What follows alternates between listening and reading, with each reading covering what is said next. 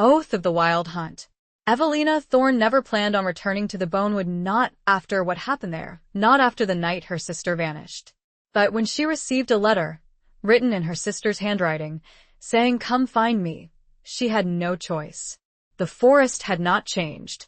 The trees were still twisted, their bark white as bone, the paths shifting as if alive. And on the first night, she heard it, the low, hungry growl just beyond the firelight. Then a whisper, just behind her ear. "You shouldn't be here." She turned, her breath catching. A man stood at the edge of the clearing, his silver eyes gleaming through the dark. "Unless you've come to join them." Chapter 1. The Summons of Shadows. The envelope felt heavy in Evelina's hands, the paper thick and textured, almost antique. It was addressed in a familiar, looping script, a script she hadn't seen in 20 years. Not since that night. "Evelina," it read, in the elegant, slightly slanted handwriting of her younger sister, Clara. "Come find me." Below the plea, a single address. 1, Bonewood Lane, Havenwood. The Bonewood. The name itself sent a shiver down her spine, a cold dread that settled deep in her bones. Evelina had spent the last 2 decades trying to forget Havenwood, the quaint, isolated town nestled at the edge of the infamous Bonewood Forest. She'd built a life in the city, a quiet, predictable life filled with the comforting routines of her small bookstore and the gentle companionship of her aging tabby cat, Mr. Tibbles. She'd buried the memories, the trauma, the guilt.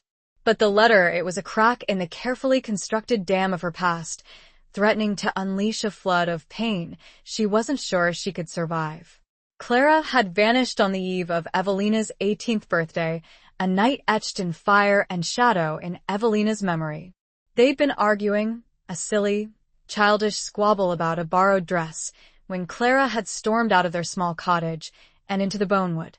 Evelina had followed, intending to apologize, but the forest, it was different that night.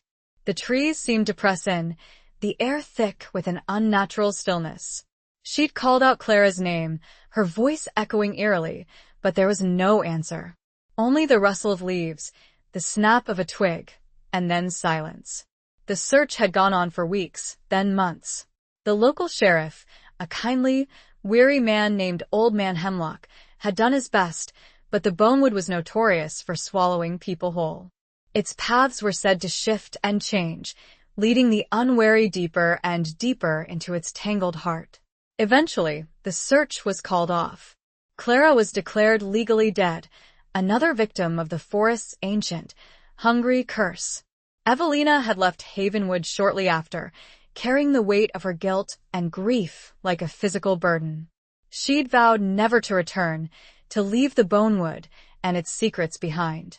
But now, this letter, "Come find me." How could she ignore it? Even if it was a cruel hoax, a twisted trick of the light, she had to know. The possibility, however slim, that Clara was still alive, that she needed her, it was a lifeline Evelina couldn't refuse. The drive back to Havenwood was a blur of anxieties and bittersweet memories.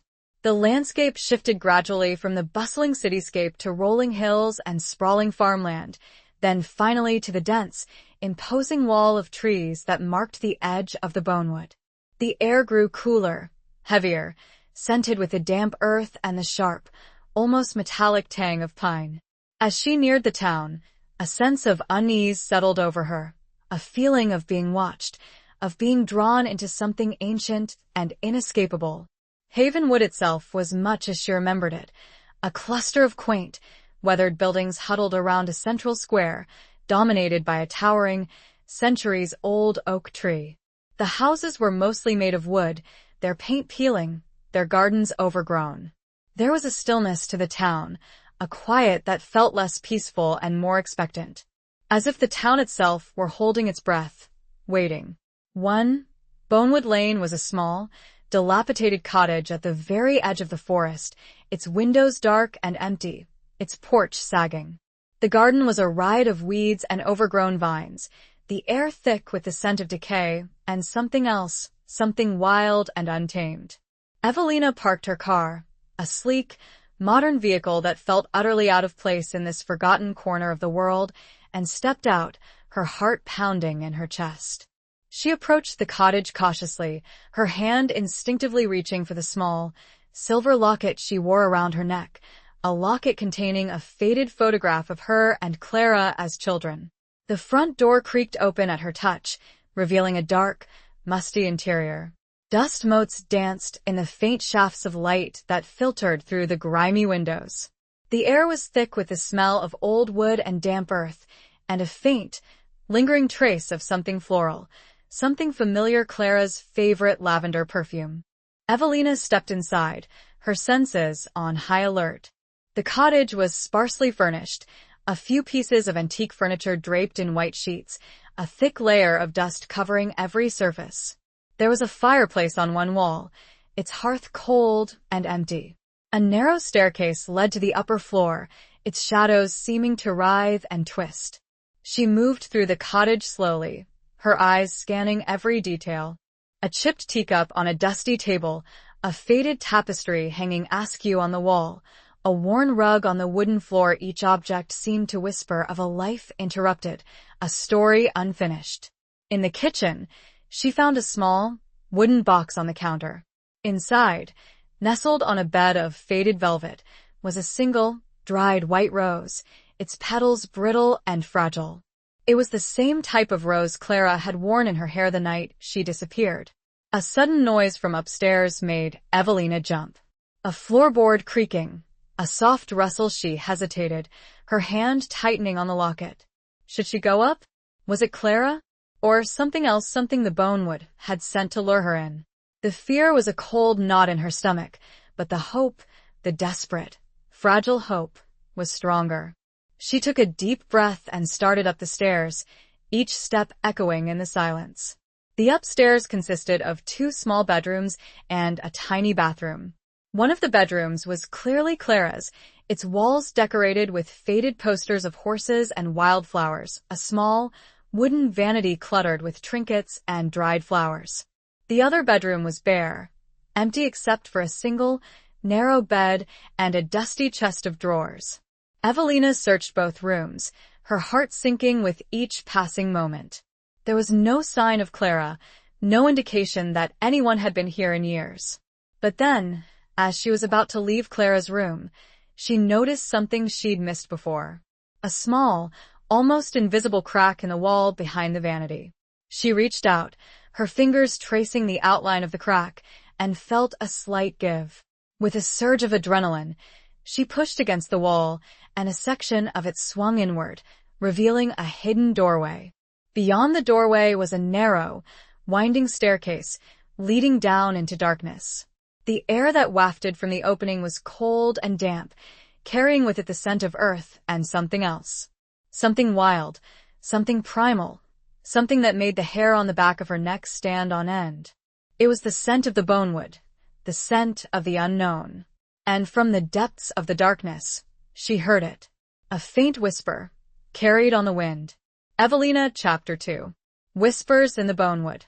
The whisper seemed to coil around her, a tendril of sound that both terrified and beckoned. It was Clara's voice, undeniably, yet tinged with a quality Evelina couldn't quite place a resonance, a depth that hinted at something beyond the human. Hesitation warred with a desperate need to find her sister. 20 years. 20 years of guilt, of wondering, of the gnawing emptiness where Clara's laughter used to be. Taking a shaky breath, Evelina pulled a small flashlight from her bag, a city habit, always prepared, and stepped through the hidden doorway. The stairs were narrow, spiraling downwards, carved from the earth itself. The stone was cold and damp beneath her feet, the air growing progressively colder with each step. The scent of damp earth intensified, mingling with that unsettling, primal aroma she'd noticed before. It was a scent that spoke of ancient things, of secrets buried deep beneath the roots of the bonewood. The staircase ended abruptly in a small, circular chamber. The flashlight beam danced across rough-hewn stone walls, revealing a space that felt both ancient and strangely alive. The air hummed with a subtle energy, a vibration that Evelina felt in her bones. In the center of the chamber, a pool of water shimmered, its surface reflecting the flashlight beam like a dark mirror.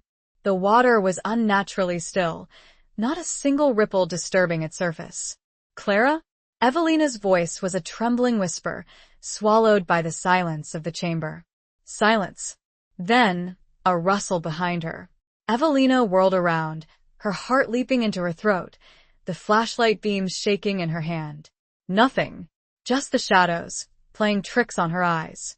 But the feeling of being watched persisted, a prickling sensation on the back of her neck. She turned back to the pool, her gaze drawn to its dark, reflective surface. As she stared into it, the water seemed to shift, to swirl, forming patterns that resembled faces. Faces that flickered and changed, fleeting glimpses of sorrow, of fear, of something else. Something that made her breath catch in her throat. One face lingered longer than the others. A face she recognized. Clara. But it wasn't the Clara she remembered. This Clara's eyes were filled with a strange, haunting light, her features subtly altered, as if something had been added, something wild and untamed. The image shimmered, then faded, leaving Evelina staring into the still, dark water. "Clara, what happened to you?" she whispered, her voice choked with emotion. A sudden gust of wind extinguished her flashlight, plunging her into absolute darkness. Evelina gasped, her hand flying to her mouth to stifle a scream.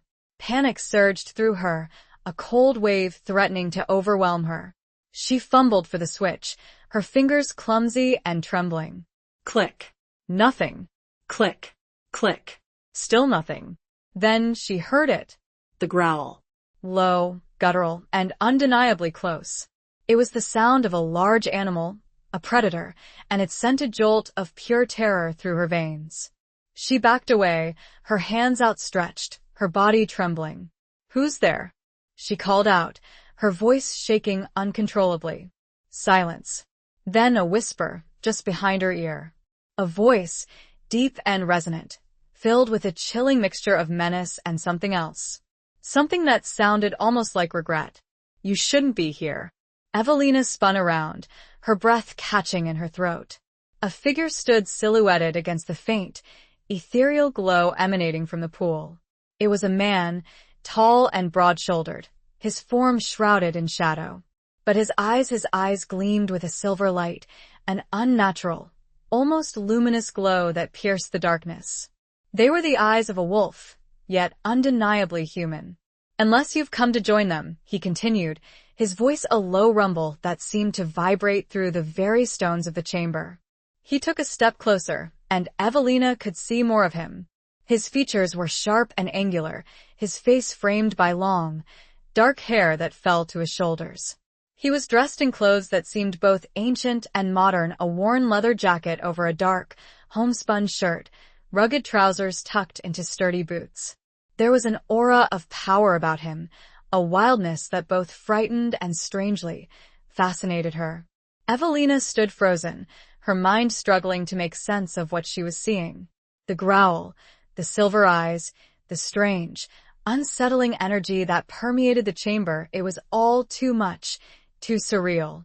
She was trapped, caught between the terror of the unknown and the desperate hope that this man, this creature, might somehow hold the key to finding Clara.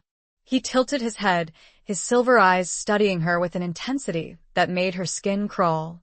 "You have her scent," he said, his voice softer now, almost curious. "The scent of the lost one. Are you kin?" Evelina found her voice, though it was still trembling. I'm her sister.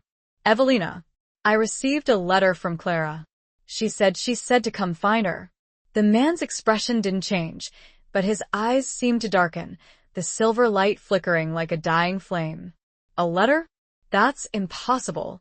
"But I have it," Evelina insisted, reaching into her bag and pulling out the crumpled envelope. "See? It's her handwriting." He took the envelope from her, his fingers brushing hers, sending a jolt of unexpected warmth through her. He examined it closely, his brow furrowed in concentration. Then, he looked up at her, his silver eyes filled with a mixture of suspicion and something else. Something that looked almost like pity. "This forest," he said, his voice low and heavy, "it plays tricks. It lures people in with promises, with whispers of what they desire most. But it always demands a price. He paused, his gaze locking with hers. You should leave, Evelina. Leave now, before it's too late. The warning was clear, but the underlying emotion, the flicker of something akin to concern, was what truly unnerved her. It suggested a depth to this enigmatic figure, a complexity that belied his initial menacing presence. It also suggested a terrible truth she was only beginning to grasp. Chapter 3. The Man with Silver Eyes. His words hung in the air, heavy with unspoken implications. Leave now, before it's too late. The rational part of Evelina's mind screamed in agreement. This place, this man, everything about the situation was wrong, dangerous. But the image of Clara's face in the pool, altered yet familiar, held her rooted to the spot. The 20 years of unanswered questions, the guilt and grief, they were a chain stronger than any fear. I can't, she said, her voice surprisingly steady, though her heart hammered against her ribs. I won't leave without Clara. You said I had her scent. You know something, don't you? He sighed, a sound that seemed to carry the weight of centuries, the rustle of ancient leaves, the howl of a distant wind. He ran a hand through his dark hair, a gesture that seemed strangely human, belying the animalistic gleam in his eyes. The Bonewood is not what it seems, he said, his voice low and cryptic. It's a place of shadows and secrets, of ancient magic and curses. Your sister, she was drawn into something she didn't understand, something powerful. Curses? Evelina repeated, the word sending a shiver down her spine. What curses? What are you talking about? He hesitated, his silver eyes searching hers, as if gauging her strength, her resolve. There are stories, he began, his voice taking on a storyteller's cadence, legends whispered among the oldest families in Havenwood. They speak of a creature, a being of immense power, that dwells within the heart of the Bonewood. A creature that can shift its form, that can lure the unwary with promises of power, of love, of reunion. He paused, his gaze dropping to the still, dark water of the pool. They call it the Shadow Wolf.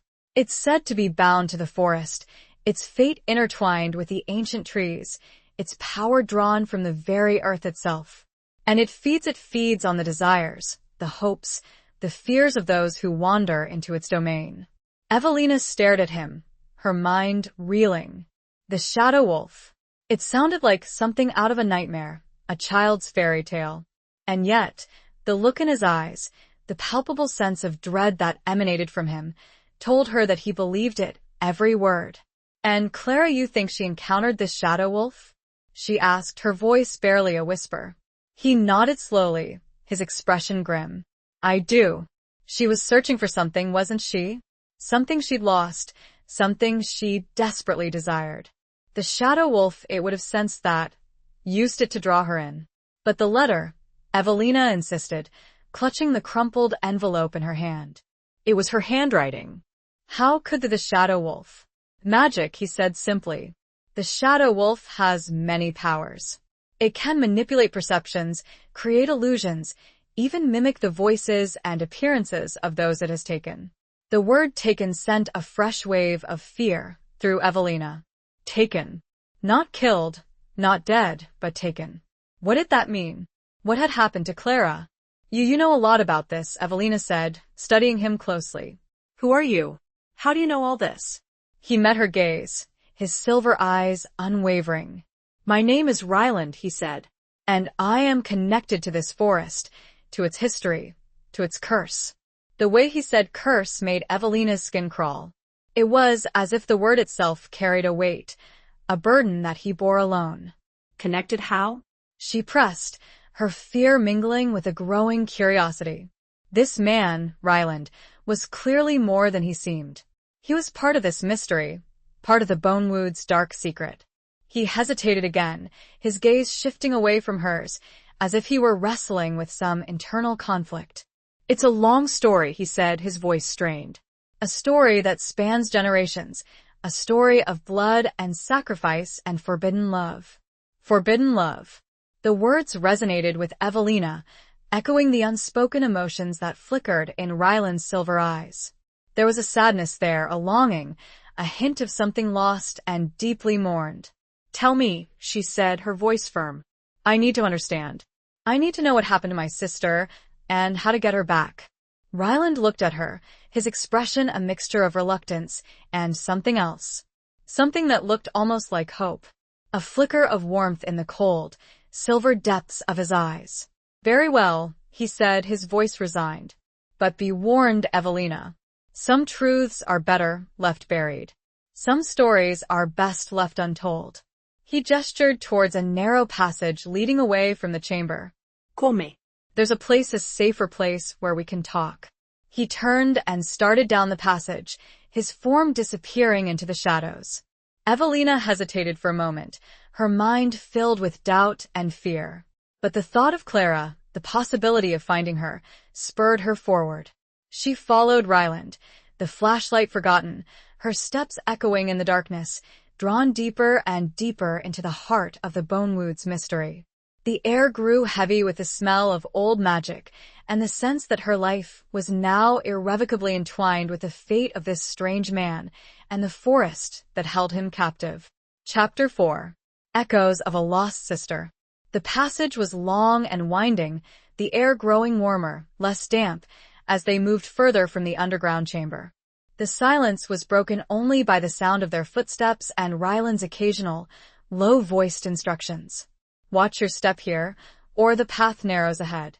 He moved with a grace that seemed almost unnatural, his body fluid and silent, as if he were part of the shadows themselves. Finally, the passage opened into a small, hidden clearing. Moonlight filtered through the canopy of leaves, casting an ethereal glow on the scene. In the center of the clearing stood a small, rustic cabin, its walls made of rough-hewn logs, its roof thatched with leaves and branches. A thin stream of smoke curled from a stone chimney, hinting at a fire burning within. "This is where I stay," Ryland said, his voice breaking the silence. "It's safe. For now." The cabin looked ancient, as if it had grown organically from the forest itself. It exuded a sense of peace, a quiet solitude that contrasted sharply with the oppressive atmosphere of the underground chamber. Ryland led her to the cabin, pushing open the heavy wooden door. The interior was surprisingly warm and cozy. A fire crackled merrily in a stone fireplace, casting a flickering orange glow on the walls. The room was sparsely furnished, but comfortable. A worn leather armchair, a small wooden table, a few shelves filled with books and strange, unidentifiable objects. The air was scented with the aroma of wood smoke and something else, something herbal and soothing. Ryland gestured towards the armchair. "Sit," he said. "I'll make some tea. It will calm your nerves." Evelina sank into the armchair, her body aching from the tension of the past few hours. She watched as Ryland moved around the cabin, his movements efficient and graceful. He filled a kettle with water from a clay jug and placed it over the fire. He took down 2 mugs from a shelf and a small, wooden box filled with dried herbs. The silence stretched between them, punctuated only by the crackle of the fire and the gentle clinking of the mugs. Evelina studied him, her mind still reeling from his earlier revelations. The shadow wolf, the curse, his connection to the Bonewood, it was all so fantastical, so unbelievable. And yet, she couldn't deny the evidence of her own eyes, the strange, silver gleam in his eyes, the palpable sense of ancient power that emanated from him. He poured the steaming tea into the mugs, handing one to her. "Drink," he said. "It will help." The tea was warm and fragrant, a blend of herbs she didn't recognize, but it did have a calming effect, easing the tension in her muscles, soothing her frayed nerves.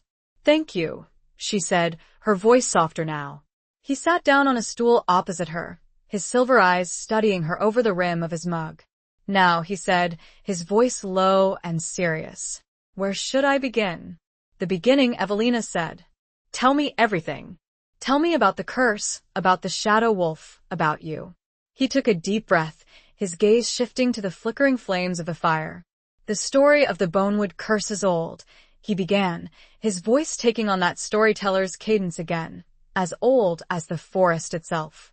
It began with a betrayal, a broken pact between the first settlers of Havenwood and the spirit of the forest. He paused, his expression darkening. The settlers, they were desperate, fleeing persecution in their homeland. They made a deal with the spirit, promising to respect the forest, to live in harmony with its creatures, to take only what they needed.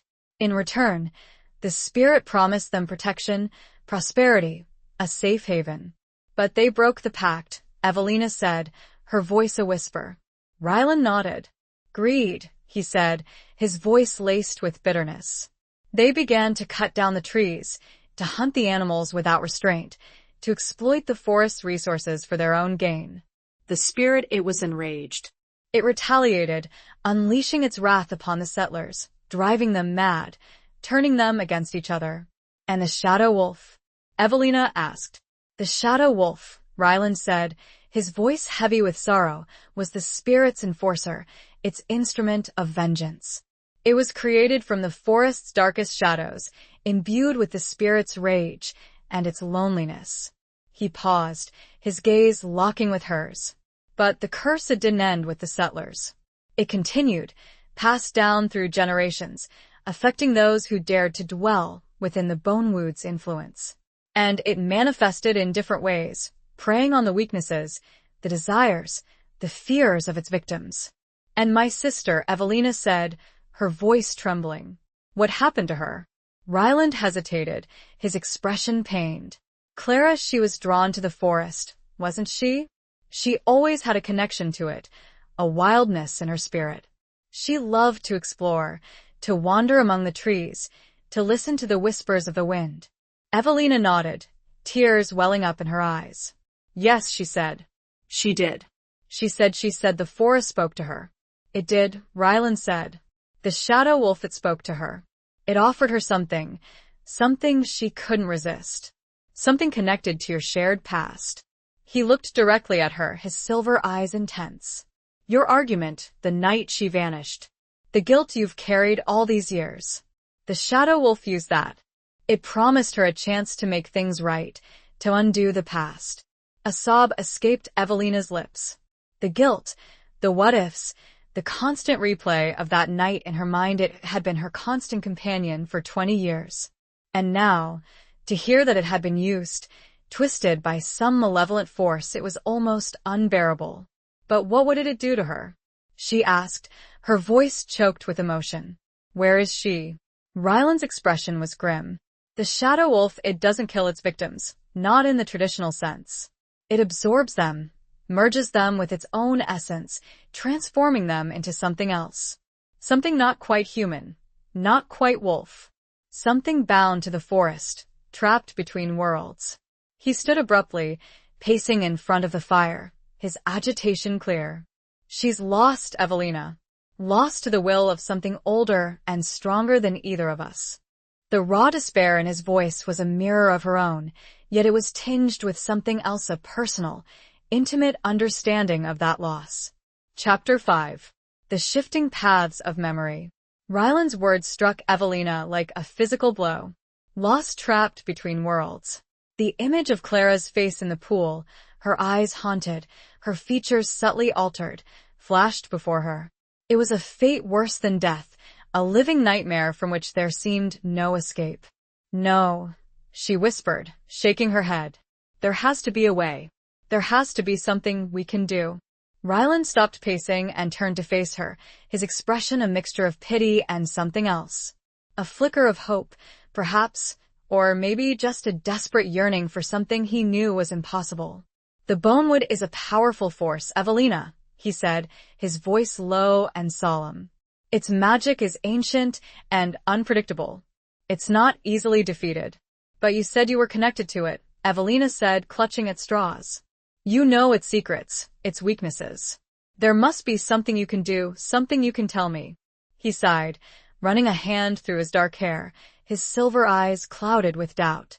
I know some things, he admitted, but my knowledge is fragmented, incomplete. The curse, it affects me, too. It twists my memories, obscures my understanding. Twists your memories? Evelina repeated, her brow furrowed. What do you mean?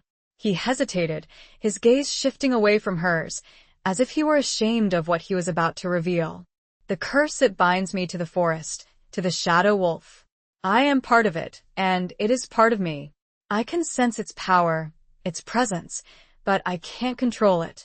And it feeds on my memories, my emotions, blurring the lines between past and present, between reality and illusion. He paused, his voice dropping to a whisper. Sometimes I don't know who I am. I don't know what's real and what's a creation of the forest's magic. Evelina stared at him, her heart aching for him. The burden he carried, the constant struggle against the curse, the fragmented memories, it was a torment she couldn't even begin to imagine. And yet, despite his own suffering, he was trying to help her, offering her what little hope he could. But there must be something, she insisted, her voice filled with a desperate plea. Some way to break the curse, to free Clara, to free you. He looked at her, his silver eyes searching hers, as if he were looking for an answer in her own gaze. There are legends, he said slowly, stories whispered among the oldest families in Havenwood. They speak of a way to appease the spirit of the forest, to break the curse, but they're just stories, fragments of forgotten lore. Tell me, Evelina said, her voice firm. Tell me everything you know. Even if it's just a fragment, a whisper, it might be enough. He hesitated again, then nodded, his expression resigned. The legends speak of a ritual, he began, his voice taking on that storyteller's cadence once more. A ritual that must be performed at the heart of the Bonewood, at the place where the curse began. It involves a sacrifice, a offering of something precious, something that represents the broken pact. A sacrifice? Evelina repeated, her blood running cold. What kind of sacrifice? Ryland's expression was grim. The legends are vague, he said. They speak of a life for a life, a soul for a soul. But they also speak of a different kind of sacrifice, a sacrifice of love, of truth, of self. He paused, his gaze locking with hers.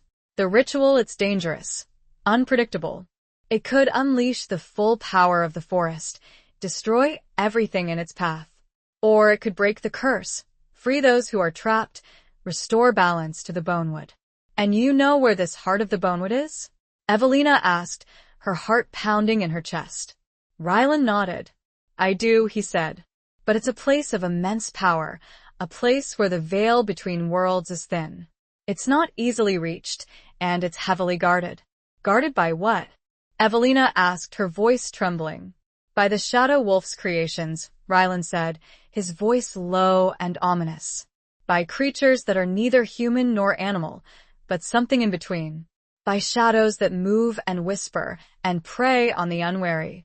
Evelina shivered, her mind conjuring images of monstrous creatures, of darkness that could swallow her whole. But the thought of Clara, trapped and suffering, gave her strength. I have to try, she said, her voice determined. I have to go to the heart of the Bonewood. I have to try to save her. Ryland looked at her, his silver eyes filled with a mixture of admiration and fear. It's a fool's errand, Evelina, he said. You don't know what you're facing. But I have you, Evelina said, her gaze meeting his. You'll help me, won't you? You'll guide me? He hesitated, his internal conflict evident in his expression. He was bound to the forest, part of the curse, yet he also felt a connection to her, a desire to help her, to protect her. It's dangerous, he repeated, his voice strained. For both of us. If the Shadow Wolf discovers my involvement, it will punish me. Severely. But you'll still do it? Evelina asked, her voice pleading. He looked at her for a long moment, his silver eyes searching hers. Then, he nodded slowly, his expression resigned. I will, he said. I can't let you face this alone. I owe it to Clara. And perhaps to myself. He turned away, staring into the fire. But understand this, Evelina. Even if we reach the heart of the Bonewood, even if we perform the ritual, there's no guarantee of success. We may unleash something far worse than we can imagine. The crackling fire seemed to amplify his words, casting dancing shadows that mimicked the uncertainty swirling within her. Chapter 6. A pact forged in moonlight. Ryland's warning echoed in Evelina's mind, a chilling counterpoint to the desperate hope that fueled her. No guarantee of success unleashed something far worse. But she couldn't turn back. Not now. Not after coming this far. I understand the risks, she said, her voice firm despite the tremor in her hands. But I'm willing to take them. For Clara. Ryland turned back to her, his silver eyes assessing her, searching for any hint of doubt, of wavering resolve. He found none. Only determination, a fierce, unwavering love for her sister that burned brighter than any fear. He nodded slowly, a flicker of respect in his gaze. Very well, he said. Then we need to prepare. The journey to the heart of the Bonewood is long and perilous. We'll need supplies, and we'll need a plan. He began to gather items from around the cabin. A sturdy backpack, a coil of rope, a hunting knife, a small, leather-bound book filled with strange symbols and diagrams. He also prepared a pouch of dried herbs, explaining their uses.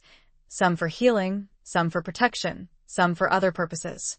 The forest is full of illusions, he said, his voice low and serious.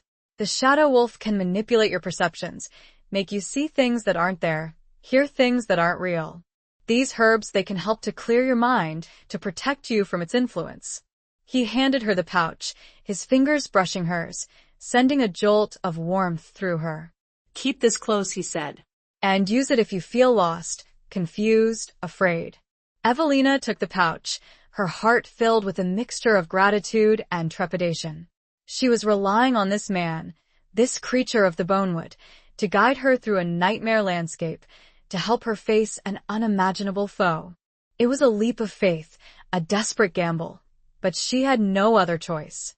They spent the rest of the evening preparing, Ryland explaining the dangers they would face, the creatures they might encounter, the paths they would need to follow. He drew a rough map of the Bonewood on a piece of parchment, marking the location of the heart of the forest, a place he called the Whispering Glade. It's a place of ancient power, he said, his voice hushed.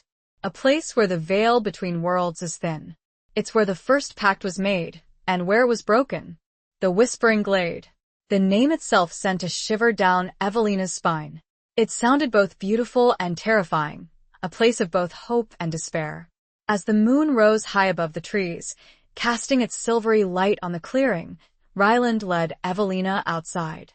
He stood before her, his form silhouetted against the moonlit forest, his silver eyes gleaming with an unnatural intensity. Before we go, he said, his voice low and solemn, we need to make a pact, a promise to each other. Evelina looked at him, her heart pounding in her chest. A pact? She repeated. He nodded. The Bonewood, it responds to oaths, to promises. It strengthens them, binds them with its own magic. We need to be united, bound together, if we are to have any chance of succeeding. He held out his hand, his palm open, his silver eyes locking with hers. I promise, he said, his voice resonant with power, to guide you to the heart of the Bonewood, to protect you from its dangers, to help you in any way I can, even if it costs me my own life. His words sent a wave of emotion through Evelina. The sincerity in his voice, the selflessness of his offer, the willingness to sacrifice himself for her, it was overwhelming. And I, she said, her voice trembling but firm, I promise to trust you, to follow your lead, to do everything in my power to save Clara, even if it means facing my own deepest fears. She placed her hand in his, her fingers intertwining with his. A jolt of energy passed between them, a surge of power that made her gasp. The moonlight seemed to intensify, bathing them in its silvery glow. The air crackled with magic, with the weight of their unspoken emotions, with the ancient power of the Bonewood. Ryland's grip tightened on hers, his silver eyes burning into hers. Then it is done, he said, his voice a low whisper. We are bound, Evelina. Bound by our promises, bound by the magic of the Bonewood, bound by something more. He didn't elaborate, but Evelina felt it, too. A connection, a bond that went beyond their shared goal, beyond their individual fears and desires. It was a spark of something unexpected, something dangerous, something that could either save them or destroy them both. something akin to the feeling of looking into a wild animal's eyes and seeing a reflection of your own soul. He released her hand, the energy dissipating, leaving a lingering warmth in its wake. "We leave at dawn," he said, his voice regaining its usual composure. "Get some rest. "You'll need it." He turned and went back inside the cabin, leaving Evelina standing alone in the moonlight, her mind filled with a mixture of hope and trepidation, of fear and something else. Something she couldn't quite name, something that fluttered in her chest like a trapped bird. She looked up at the moon, its silvery light casting long, dancing shadows across the clearing, and whispered a silent prayer to whatever gods might be listening. A prayer for strength, for courage, for Clara. And, perhaps, a prayer for the man with silver eyes, the man who had promised to guide her through the darkness, the man who was both her protector and a part of the very curse she was trying to break. The night held its breath, waiting. Chapter 7. The Legend of the Howling Curse. Sleep evaded Evelina. The pact, the weight of their intertwined promises, and Ryland's unsettling intensity kept her mind racing. She tossed and turned on the makeshift bed of furs Ryland had provided, the events of the past few days replaying in her mind like a fragmented, surreal dream. Finally, she gave up on sleep and rose, quietly slipping out of the cabin. The pre-dawn air was crisp and cool, the forest shrouded in a misty silence. The moon, now low on the horizon, cast long, ethereal shadows that seemed to dance and writhe among the trees. She found Ryland sitting by the dying embers of the fire outside, his back to her, his form silhouetted against the faint glow. He seemed lost in thought, his shoulders slumped, his head bowed. "Couldn't sleep either?" Evelina asked softly, approaching him. He didn't startle, as if he'd known she was there all along. He turned his head, his silver eyes reflecting the faint light of the embers. "The forest, it's restless tonight," he said, his voice low and troubled. "It senses our intent. It doesn't like it." Evelina sat down beside him, drawing her knees up to her chest. "Tell me more about the curse," she said. "About the shadow wolf. You said it was created from the forest's rage and its loneliness." "What did you mean by that?" He sighed, his gaze shifting to the distant trees, as if he could see something hidden within their depths. "The spirit of the forest," he began, his voice taking on that familiar storyteller's cadence. It wasn't always malevolent. It was a guardian, a protector of the natural world. It lived in harmony with the creatures of the forest, with the trees, with the earth itself. He paused, his expression darkening. But the settlers, their greed, their betrayal, it wounded the spirit, twisted it, corrupted it. It created a void, a deep, aching loneliness that the spirit couldn't fill. And from that void the shadow wolf was born. "So, it's a creature of sorrow, as well as rage?" Evelina asked, her heart aching for the creature, despite its terrifying nature. Ryland nodded. "It is," he said. "It's a reflection of the forest's pain, its longing for a connection that was broken, a harmony that was lost. It seeks to fill that void, to find companionship, but it only knows how to do so through domination, through control, through fear. And that's why it takes people," Evelina said, her voice a whisper. "It's trying to recreate the connection it lost, but it's doing it in the wrong way." "Yes," Ryland said. "It's a twisted, distorted reflection of what it once was. It offers its victims what they desire most, but it always comes at a price. Their freedom, their identity, their souls." He paused, his gaze locking with hers. "The legends say," he continued, "that the shadow wolf was once human. Or, at least, part human. That it was the child of the forest spirit and one of the first settlers, a woman who loved the forest, who understood its power, but who was ultimately betrayed by her own people." "A child?" Evelina repeated, her brow furrowed. "So, the shadow wolf is a hybrid, a being caught between two worlds?" "Yes," Ryland said. "And that's why it's so unpredictable, so dangerous. It's torn between its human and its animalistic nature, between its desire for connection and its instinct for vengeance." He looked away, a shadow passing over his face. It is both the victim and the perpetrator of the curse. And you, Evelina said softly, you said you were connected to the curse, to the shadow wolf. Are you like it? Are you part human, part? He hesitated, his silver eyes clouded with a pain she couldn't fully comprehend. I am a descendant, he said, his voice strained. A descendant of that woman. The one who loved the forest. The curse sits in my blood. It's passed down through generations, manifesting in different ways. And in you? Evelina asked, her voice barely a whisper. He met her gaze, his silver eyes filled with a mixture of shame and defiance. In me, he said, it manifests as this. He gestured to his eyes, to his form, to the very essence of his being. I can shift, he said, his voice low and guttural.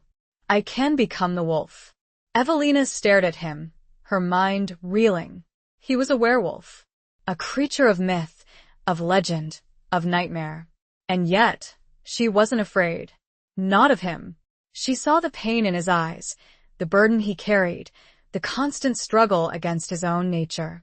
But you control it, she said, her voice more a statement than a question. He nodded. Most of the time, he said. But the forest, it calls to me, especially at night, especially during the full moon. It tries to take over, to unleash the wolf within. It's a constant battle, a never-ending struggle. He looked at her, a plea in his eyes. That's why I warned you, Evelina. I am dangerous. Even to myself. The admission hung heavy in the air, a stark reminder of the precariousness of their alliance, of the wild, untamed power that resided within him. Chapter 8. Unveiling the Ancient Secrets. Ryland's confession hung in the air, a stark reminder of the duality of his nature, the precarious balance between man and wolf. Yet, Evelina found herself strangely unafraid. Perhaps it was the shared danger, the desperate hope for Clara's rescue, or perhaps it was something deeper, a recognition of the shared pain and loneliness that bound them together. Thank you, she said softly, for telling me, for trusting me. He looked at her, surprised by her lack of fear, by her acceptance. A flicker of warmth appeared in his silver eyes, a momentary respite from the shadows that haunted him. We should go, he said, his voice regaining its usual composure. The sun is rising. We need to reach the Whispering Glade before nightfall. They gathered their supplies, Ryland extinguishing the fire and carefully concealing any trace of their presence. He moved with a quiet efficiency, his senses heightened, his awareness of the forest around them palpable. As they set off, Evelina noticed a change in him. He was more alert, more animalistic. His movements were fluid and graceful, his senses seemingly attuned to every rustle of leaves, every snap of a twig, every scent carried on the wind. He was the hunter, the protector, and she, the one he was sworn to guide. The journey through the Bonewood was unlike anything Evelina had ever experienced. The trees were ancient and towering, their branches intertwined, forming a dense canopy that blocked out most of the sunlight. The air was thick with a scent of damp earth, decaying leaves, and the sharp, almost metallic tang of pine. The forest seemed to watch them, to listen to their every move.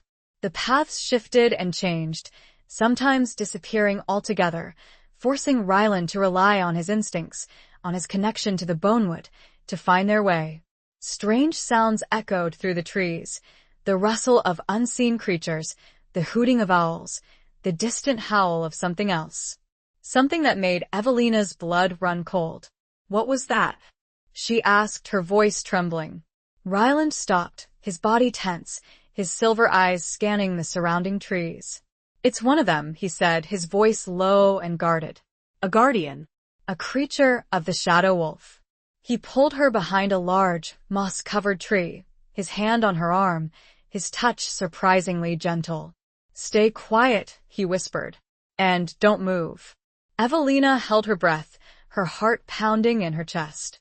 She could hear the creature moving closer, its heavy footsteps crunching on the leaves, its ragged breathing filling the air. She peeked around the tree, her eyes widening in terror. It was a creature unlike anything she had ever seen. It was vaguely humanoid in shape, but its limbs were twisted and distorted, its skin covered in thick, matted fur, Its head was that of a wolf, its jaws filled with sharp, glistening teeth, its eyes glowing with an eerie, red light. The creature sniffed the air, its head turning from side to side, its red eyes searching for them. Evelina held her breath, her body trembling, praying that it wouldn't find them. Ryland stood beside her, his body tense and ready, his hand gripping the hunting knife at his side. He was prepared to fight, to defend her, even if it meant revealing his own wolf nature. The creature moved closer, its growl rumbling through the forest, its hot breath carrying the stench of decay. It was just a few feet away, its red eyes scanning the area around them. Then, just as Evelina thought it was about to discover them, it stopped. It sniffed the air again, its head tilting, as if it were listening to something. Then, with a sudden, guttural growl, it turned and lumbered away, disappearing into the dense undergrowth.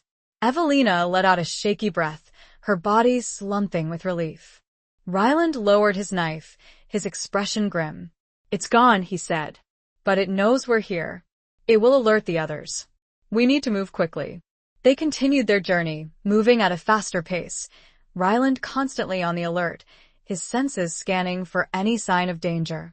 The forest seemed to grow darker, more oppressive, as they neared the whispering glade. The air grew colder, heavier, charged with a strange, unsettling energy. As they walked, Evelina noticed Ryland studying the small, leather-bound book he'd brought. "What is that?" she asked. "It's a journal," he said. "It belonged to my ancestor, the woman who loved the forest. It contains her writings, her observations, her knowledge of the Bonewood's magic." "Can I see it?" Evelina asked, her curiosity piqued. Ryland hesitated, then handed her the book. "Be careful," he said. "It's fragile." Evelina opened the book carefully, her fingers tracing the faded, handwritten script. The language was archaic, a mixture of English and something else, something she didn't recognize. But the drawings, the diagrams, the symbols, they were fascinating. They depicted strange plants, mystical creatures, and rituals. Rituals that seemed to involve the manipulation of natural forces, the harnessing of the Bonewood's power. One drawing caught her eye. It depicted a clearing, bathed in moonlight, with a circle of stones in the center. In the middle of the circle, a figure stood with outstretched arms, surrounded by swirling energy. It looked familiar. "This is the Whispering Glade," she said, pointing to the drawing. "Isn't it?" Ryland nodded. "Yes," he said. "It's a depiction of the ritual to appease the spirit of the forest." Evelina studied the drawing closely, her mind racing. There were symbols around the circle, symbols that seemed to represent different elements: earth, air, fire, water. And there was a symbol in the center of the circle, a symbol that she recognized. "This symbol," she said, pointing to it. "It's the same one that was on the envelope. The one Clara sent me." Ryland looked at the symbol, his brow furrowed. "It is," he said. "It's the symbol of the shadow wolf. A symbol of binding, of transformation." He closed the book, his expression troubled. "It means..." She was further along than I feared. The shadow wolf had already begun to mark her. The revelation hung heavy between them, a chilling confirmation of Clara's fate and a stark warning of the power they were about to confront. Chapter 9. The Price of Forbidden Knowledge.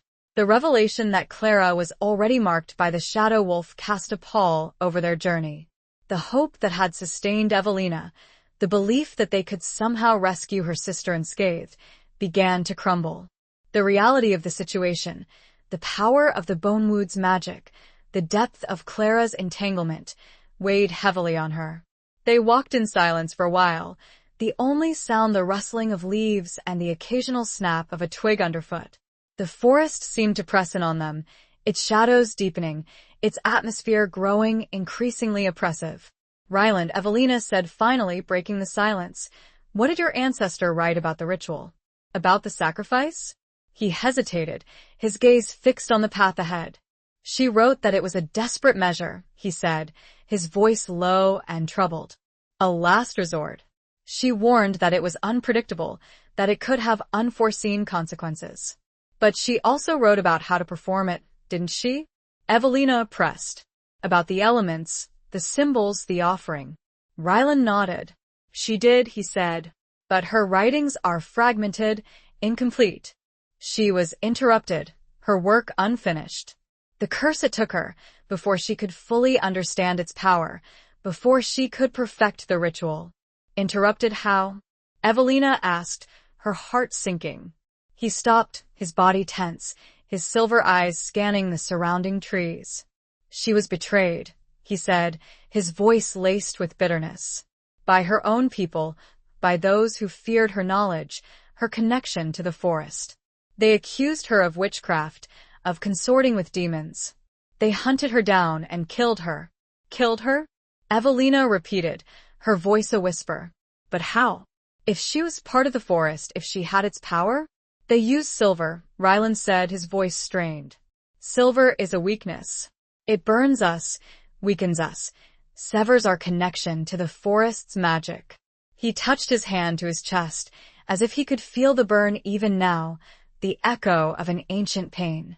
They bound her with silver chains, he continued, his voice filled with sorrow, and burned her at the stake. In the whispering glade, Evelina stared at him, her mind reeling. The cruelty, the injustice, the irony of it all. The woman who had loved the forest, who had tried to understand its power, had been killed by those who feared it, in the very place where the curse had begun. And her journal, Evelina said. How did it survive? Her daughter, Ryland said. She escaped, taking the journal with her. She passed it down through generations, along with the story of the curse, the warning about the Bonewood's power. But the knowledge, it was fragmented, lost, twisted by fear and superstition. He paused, his gaze locking with hers. And now, he said, we're trying to piece it back together, to use it to undo what was done. But we're walking in the footsteps of those who failed, those who were consumed by the curse. They reached a clearing, the edge of large rocky cliff face. We need to climb, he said, gesturing upwards. Evelina looked at him, and began to climb. As she went, she thought about the prices. The settler's price.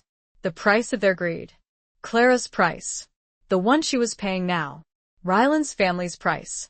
Ryland's price. Her own. She climbed until she reached a flat, mossy area. She looked around. Is this? No. Ryland replied. But close. From here. We can see it. He gestured, and Evelina moved to the edge of the clearing. Below them, nestled in the heart of the bonewood, lay the whispering glade. It was a circular clearing, bathed in the soft glow of the late afternoon sun, a circle of ancient, moss-covered stones standing in its center. The air around it seemed to shimmer, to vibrate with an unseen energy. It was beautiful, ethereal, and terrifying. Evelina felt a chill run down her spine, a sense of dread that settled deep in her bones. This was it. The place where the curse had begun, the place where they would have to confront the shadow wolf, the place where Clara's fate would be decided. She looked at Ryland, her heart filled with a mixture of fear and determination. We're here, she said, her voice barely a whisper. What do we do now? He met her gaze, his silver eyes filled with a solemn resolve. We wait, he said. We wait for nightfall. The ritual, it must be performed under the full moon, at the hour of the wolf. He glanced at the sky, gauging the sun's descent. And we prepare. We need to gather the elements, arrange the symbols, and decide on the offering. The final words hung heavy between them, the unspoken question of the sacrifice looming large, a dark shadow casting its pall over the already fraught atmosphere. Chapter 10. Betrayal beneath the boughs. The waiting was the hardest part.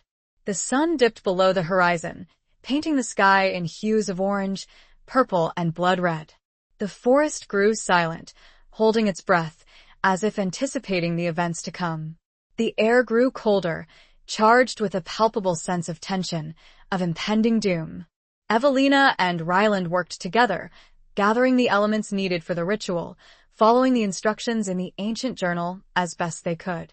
They collected earth from the base of the oldest tree, water from a hidden spring, leaves from a rare, silver-leafed plant, and fire. Ryland built a small fire in the center of the clearing, feeding it with dry branches and twigs, the flames casting flickering shadows on the surrounding trees. They arranged the stones in a circle, according to the diagram in the journal, placing the symbols of earth, air, fire, and water at the cardinal points. The symbol of the shadow wolf, the symbol of binding and transformation, they placed in the center of the circle, on a flat, moss-covered stone. The final task, the most difficult, was deciding on the offering. The journal was vague, speaking of a life for a life, a soul for a soul, but also of a sacrifice of love, of truth, of self. What does it mean? Evelina asked, her voice trembling. What kind of sacrifice are we supposed to make? Ryland looked at her, his silver eyes filled with a deep, unsettling sadness. I don't know, he admitted. The legends, they're contradictory, ambiguous. Some say a blood sacrifice is required, the life of an innocent. Others say it's a metaphorical sacrifice, a giving up of something precious, something that represents the broken pact. But what? Evelina pressed. What could we possibly offer that would appease the spirit of the forest, that would break the curse?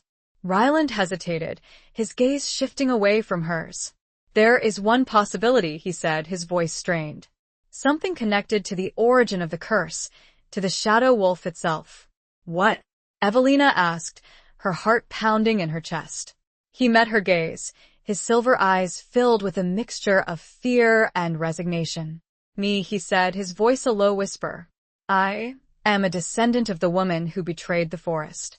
I am part of the curse. My blood, it carries the taint, the power of the shadow wolf. Evelina stared at him, her mind reeling. No, she said, shaking her head. That's not possible. You can't sacrifice yourself. He smiled sadly, a flicker of warmth in his eyes. It's the only way, Evelina, he said. It's the only offering that might be sufficient. A life for a life, a soul for a soul. My life for Clara's. But you said silver, Evelina stammered, remembering his earlier words. It burns you, weakens you, it does, he said. But it's also a part of the ritual. The journal, it mentions the use of silver, to purify, to sever the connection to the shadow wolf. He reached into his pocket and pulled out a small, silver dagger, its blade gleaming in the moonlight. This was my ancestors, he said. It's been passed down through generations, along with the journal. It's the only weapon that can end the curse. One way or another. Evelina stared at the dagger, her blood running cold. The thought of him using it on himself, of sacrificing himself to save her sister, it was unbearable. There has to be another way, she insisted, her voice filled with desperation. We can't just give up. There must be something else we can offer, something else we can do. He looked at her, his silver eyes filled with a deep, unwavering love. A love that transcended the curse, that transcended their individual fears and desires. There isn't, he said softly. This is my fate, Evelina. It's what I was born to do. To atone for the sins of my ancestors, to break the curse that has plagued my family for generations. He took a step towards her, his hand reaching out to touch her cheek. Don't grieve for me, Evelina, he said. I've lived with this curse my entire life. It's a relief to finally have a chance to end it, to free myself and to free Clara. Tears welled up in Evelina's eyes, blurring her vision. She couldn't speak, couldn't find the words to express the emotions that were swirling within her. The gratitude, the sorrow, the love. He leaned in, his lips brushing against hers, a fleeting, tender kiss that spoke volumes. A kiss of goodbye, a kiss of sacrifice, a kiss of forbidden love. Then he pulled away, his expression resolute. It's time, he said. The moon is at its zenith. The hour of the wolf is upon us. He stepped into the center of the circle, placing the silver dagger on the stone beside the symbol of the shadow wolf. He closed his eyes, taking a deep breath, his body beginning to tremble. Evelina watched him, her heart breaking, tears streaming down her face. She wanted to stop him, to scream, to run, but she couldn't. She was bound by her promise, by the pact they had made, by the desperate hope that he was right, that this was the only way. Suddenly, a voice echoed through the clearing, a voice that was both familiar and twisted. Well, what have we here? Evelina whirled around, her eyes widening in terror. Standing at the edge of the clearing, bathed in the eerie glow of the moon, was Clara. But it wasn't the Clara she remembered. Her eyes glowed with a red, unnatural light. Her features were subtly altered, her skin covered in a fine, downy fur. She was the Shadow Wolf, or at least a part of it. Behind her, several other figures emerged from the shadows, creatures like the one they had encountered earlier, their wolf-like heads swiveling, their red eyes fixed on Evelina and Ryland. "Clara?" Evelina whispered, her voice choked with emotion. Clara smiled, a cruel, mocking smile that sent a chill down Evelina's spine. "Hello, sister," she said, her voice dripping with sarcasm. "Did you miss me?" Ryland opened his eyes, his silver gaze locking with Clara's. "It's over," he said, his voice firm. "Release her. Let her go." Clara laughed, a harsh, guttural sound that echoed through the forest. "Release her?" she repeated. "Why would I do that? She's mine now. She belongs to the forest, to the Shadow Wolf." She took a step closer, her red eyes fixed on Evelina. "You came all this way to find me," she said. "And now you're going to join me. We'll be together forever. Sisters in darkness." Betrayal. The word crashed around Evelina's head, a roaring maelstrom. It had all been a trick. A lie. And she, gullible, desperate, hopeful fool, had fallen for it. Beside her, Ryland shifted, a low growl rumbling in his chest, his eyes starting to glow with that familiar silver light. He was preparing to fight, to defend her, even though he knew it was hopeless. They were surrounded, outnumbered, outmatched. The ritual was unfinished, the sacrifice unmade. The curse would continue. Chapter 11. The hunt begins anew. The clearing was a tableau of poised violence. Clara, her features distorted by the Shadow Wolf's influence, stood flanked by the monstrous, wolf-headed guardians. Ryland, his body tensing, the silver in his eyes intensifying, positioned himself between Evelina and the approaching threat. Evelina, paralyzed by a mixture of terror and heartbreak, could only watch as the nightmare unfolded. "Clara, please," Evelina pleaded, her voice cracking. "This isn't you. Fight it. Don't let it control you." Clara's smile widened, a predatory, chilling expression. "Control me?" she scoffed. "I am the control. I am the power. I am everything you've ever feared." She gestured towards Ryland. "And he's nothing. A weak, pathetic descendant of a traitorous bloodline. He thinks he can break the curse? He can't even control his own wolf." Ryland growled, a deep, guttural sound that resonated with barely suppressed rage. "Release her, Shadow Wolf," he commanded, his voice a low rumble. "Or face the consequences." Clara laughed, a mocking, derisive sound. "Consequences?" she repeated. "From you? You're outnumbered, outmatched. You're nothing." She snapped her fingers, and the wolf-headed guardians lunged forward, their claws extended, their red eyes burning with a savage hunger.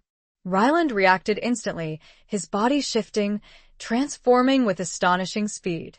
His clothes ripped and tore as his form expanded, his bones cracking and reshaping, his skin sprouting thick, dark fur. In a matter of seconds, he stood before Evelina, not as a man, but as a magnificent, terrifying wolf, his silver eyes gleaming with a fierce, protective light. The wolf Ryland roared, a deafening sound that shook the very trees, and launched himself at the guardians. The clearing erupted in a frenzy of violence, a chaotic ballet of claws, teeth, and fur. Ryland fought with a savage ferocity, his powerful jaws snapping, his claws tearing, his body a whirlwind of motion. He was outnumbered, but his rage, his desperation to protect Evelina, gave him a strength that seemed almost supernatural. Evelina watched in horror, her heart pounding in her chest. She wanted to help, to do something, but she was frozen, paralyzed by fear and the sheer impossibility of the situation. She was a mere human, caught in a battle between supernatural forces, a pawn in a game she didn't understand. One of the guardians broke away from Ryland and lunged at Evelina, its red eyes fixed on her, its jaws slavering. Evelina screamed, stumbling backward, her hands raised in a futile attempt to defend herself. Just as the creature was about to reach her, a dark blur intercepted it, knocking it off its feet. It was Ryland, in his wolf form, his teeth bared, his eyes blazing with fury. He tore into the guardian, ripping and shredding, his movements too fast to follow. The other guardians converged on Ryland, trying to overwhelm him, but he fought them off with a savage grace, his body a blur of motion. He was a whirlwind of teeth and claws, a force of nature unleashed. Clara watched the battle, her expression a mixture of amusement and something else. A flicker of sadness? Regret? It was hard to tell. Her features were so distorted by the shadow wolf's influence. "Stop it, Ryland," she called out, her voice strained. "You can't win. Join us. Embrace the power. Become what you were meant to be."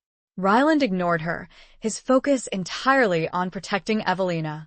He continued to fight, his body tiring, his movements slowing, but his determination unwavering. Evelina knew she had to do something. She couldn't just stand there and watch him die. She looked around, her eyes searching for something, anything, she could use to help. Her gaze fell on the silver dagger, lying on the stone in the center of the circle. The dagger, Ryland's ancestors' dagger, the only weapon that could end the curse. An idea, a desperate, reckless idea, formed in her mind. The ritual, it was unfinished, the sacrifice unmade. But what if she could complete it? What if she could offer herself? It was madness, she knew. But it was the only chance she had, the only way to save Ryland, to save Clara, to end the nightmare. She ran towards the circle, dodging the battling creatures, her heart pounding in her chest. She reached the stone, grabbing the silver dagger, her hand trembling. "Clara," she screamed, her voice filled with a desperate plea. "I'm here. Take me. Let him go." Clara turned her head, her red eyes widening in surprise. She looked at Evelina, then at the silver dagger in her hand, then at Ryland, who was still fighting, his body weakening, his movements slowing. A flicker of something human appeared in Clara's eyes, a moment of recognition, of love. Then, it was gone, replaced by the cold, predatory gaze of the shadow wolf. "No," she said, her voice a low growl. "It's too late. You can't save him. You can't save yourself." But Evelina didn't listen. She raised the silver dagger, her hand trembling, and plunged it into her own arm. Not deep, not fatal, but enough to draw blood, enough to offer a sacrifice. A sacrifice of self, a sacrifice of love, a sacrifice of hope. The pain was sharp, searing, but it was nothing compared to the pain of watching Ryland die, of losing Clara forever. The forest held its breath. The fighting stopped. Even the wind seemed to stilled. Chapter 12. Scars of the Past and Present. The moment Evelina pierced her skin with the silver dagger, a shockwave rippled through the clearing. The air crackled with energy, the moonlight intensifying, bathing the scene in an ethereal, almost blinding glow.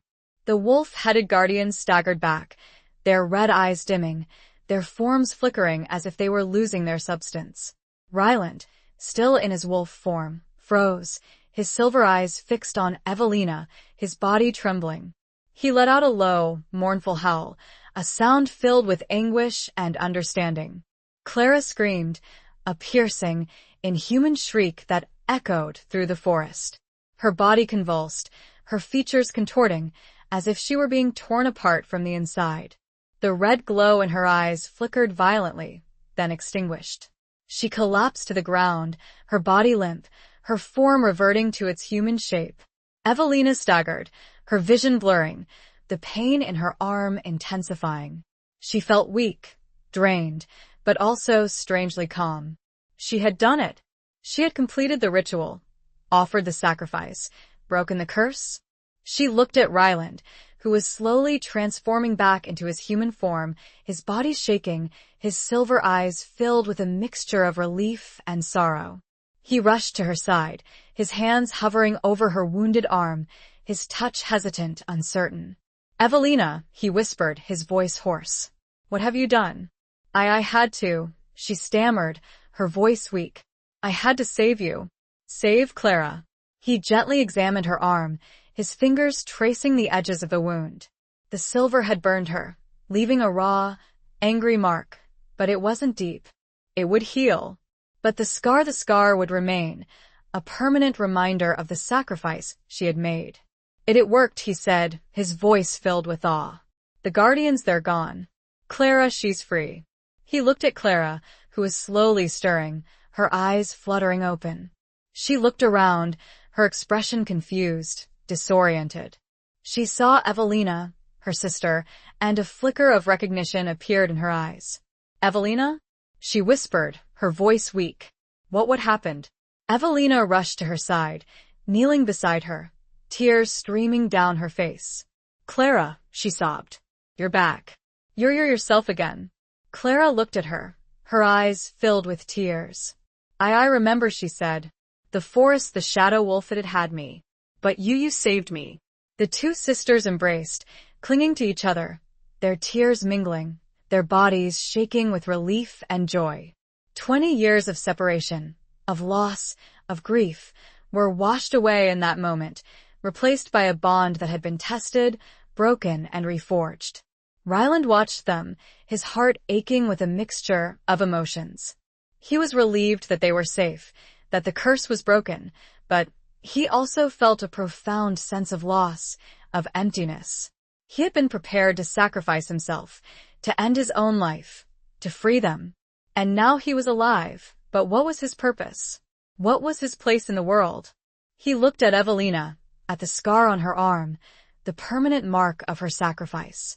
He had promised to protect her, to guide her, and he had failed. She had saved him, saved them both, at a cost to herself. He felt a surge of shame, of unworthiness. He didn't deserve her love, her sacrifice. He turned away, his shoulders slumping, his head bowed. He would leave, he decided. He would return to the forest, to his solitary existence, to the emptiness that awaited him. But as he was about to walk away, Evelina called out to him. "Ryland," she said, her voice soft but firm. "Where are you going?" He stopped, his back to her, his body tense. "I'm leaving," he said, his voice low and strained. "You're safe now. You don't need me anymore." "Don't need you?" Evelina repeated, her voice incredulous. "Ryland, you saved my life. You guided me, protected me. You were willing to sacrifice yourself for me." And she hesitated, her cheeks flushing, her heart pounding in her chest. She had realized something, in that moment of crisis, when she had been willing to give up her own life to save his. She loved him. She loved the man with silver eyes, the man who was both wolf and human, the man who had shared her journey, her pain, her hope. "I love you, Ryland," she said, her voice trembling but clear. "I don't care about the curse, about the wolf. I love you, for who you are, for everything you are." He turned around slowly, his silver eyes wide with surprise, with disbelief. He looked at her, searching her face, searching her heart, for any hint of deception, of pity. He found none. Only love, a pure, unwavering love that transcended his fears, his doubts, his self-loathing. He took a step towards her, his hand reaching out to touch her cheek, his fingers tracing the line of her jaw, his touch gentle, reverent. "Evelina," he whispered, his voice filled with emotion. I don't deserve you. I'm a monster, a creature of darkness." "No," she interrupted, her voice firm. "You're not a monster. You're a hero. You're my hero." She leaned in, her lips meeting his, a kiss that was both passionate and tender, a kiss that sealed their bond, a kiss that promised a future together, a future free from the curse, free from the shadows, free from the loneliness. The physical scar remained, silvery and stark against her skin. But it was no longer a symbol of pain. It was a reminder of courage. Love. A new pact, forged not in moonlight, but in the heart. Chapter 13. A glimmer of hope's embrace. The kiss lingered, a promise of a future neither of them had dared to imagine. The forest, silent witness to their love, seemed to sigh in relief, the oppressive atmosphere lifting, replaced by a sense of peace, of renewal. Ryland pulled away slightly, his silver eyes searching Evelina's, his expression a mixture of wonder and trepidation. "Are you sure?" he asked, his voice hoarse. "About us?" About me? Evelina smiled, her eyes shining with love. "I've never been more sure of anything in my life," she said. "The curse is broken, Ryland. You're free. We're both free." He touched the scar on her arm, his fingers tracing its outline, his touch gentle, reverent.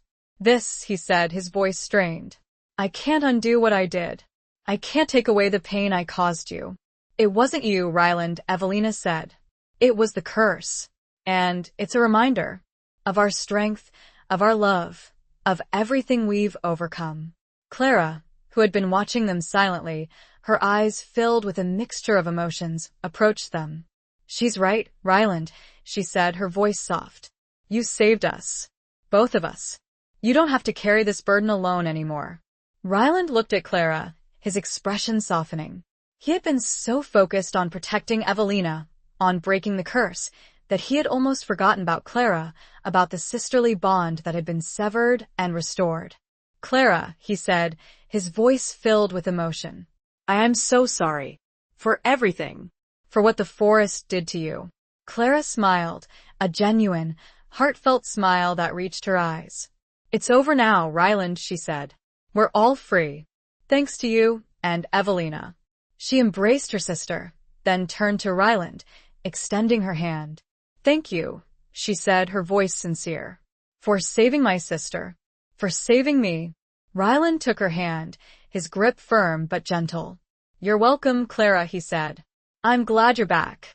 The three of them stood together, in the center of the whispering glade, bathed in the soft glow of the moon, a circle of survivors, a testament to the power of love, of sacrifice, of hope. What now? Clara asked, looking around at the clearing, at the ancient stones, at the remnants of the ritual. Evelina looked at Ryland, her eyes shining with a newfound determination. "Now," she said, "we rebuild. We heal. We create a new future. Together." Ryland nodded, his heart filled with a hope he hadn't felt in years, perhaps ever. "The forest is still here," he said. "It's still powerful, but it's not malevolent anymore. The curse is broken. The spirit is at peace." "And what about you, Ryland?" Evelina asked, her voice concerned.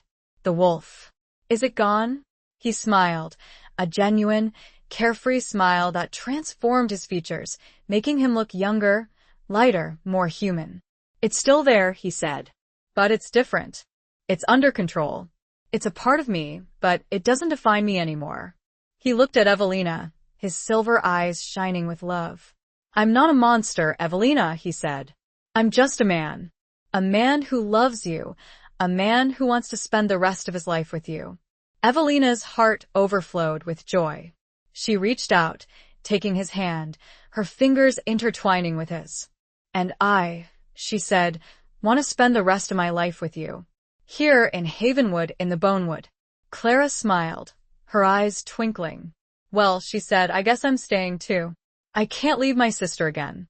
And I have a feeling this place needs us." They decided to stay in the cabin, at least for a while, to help Clara readjust, to heal the wounds of the past, to rebuild their lives. Ryland showed them how to live in harmony with the forest, how to respect its power, how to appreciate its beauty. The days that followed were filled with a sense of peace, of renewal. They explored the Bonewood together, discovering hidden paths, secret glades, ancient trees that seemed to whisper stories of the past. Ryland taught them about the plants, the animals, the magic that still lingered in the forest, a magic that was now benevolent, protective. Evelina and Clara worked together, clearing the overgrown garden around the cottage, planting flowers, herbs, and vegetables. They cleaned the cottage, restoring it to its former glory, making it a home, a sanctuary, a place of healing. Ryland, freed from the curse, embraced his dual nature, his ability to shift between human and wolf, using his enhanced senses, his connection to the forest, to protect it, to guard it, to ensure that the darkness never returned. He found a peace within the change, a quiet acceptance of the duality of his nature. It was a part of him, yes, but controlled, understood. One evening, as they sat by the fire, watching the moon rise above the trees, Evelina turned to Ryland. "You know," she said, "we never really finished the ritual. We offered the sacrifice, but we didn't complete the circle." Ryland looked at her, his silver eyes curious. "What do you mean?" he asked. Evelina smiled, her eyes shining with a mischievous light. "The journal," she said. "It talked about binding, about transformation. We bound ourselves together, with our promises, with our love. But we didn't transform." She reached out, taking his hand, her fingers intertwining with his. "I think," she said, "it's time we did." She led him outside, to the clearing where they had made their pact, under the silvery light of the full moon.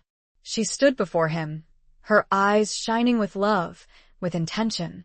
"Ryland," she said, her voice clear and strong, "I love you. With all my heart, with all my soul, with all my being. I choose you. To be my partner, my companion, my love. Forever." She raised her hand, her fingers tracing the outline of the scar on her arm, the scar that had once been a symbol of pain, but was now a symbol of their bond. "I offer myself," she said, "to you, to the forest, to our future. I embrace the change, the transformation. I embrace you." Ryland looked at her, his heart overflowing with love, with gratitude. He understood. She wasn't talking about a physical transformation, a turning into a wolf. She was talking about a deeper transformation, a merging of their souls, a commitment to their love, to their future, to each other. He knelt before her, taking her hand, his silver eyes shining with a love that was both fierce and tender. "Evelina," he said, his voice filled with emotion. "I love you. More than words can say. More than life itself. I choose you. To be my partner, my companion, my love. Forever." He raised her hand to his lips, kissing the scar, his touch gentle, reverent.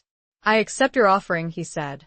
"And I offer myself, to you, to the forest, to our future.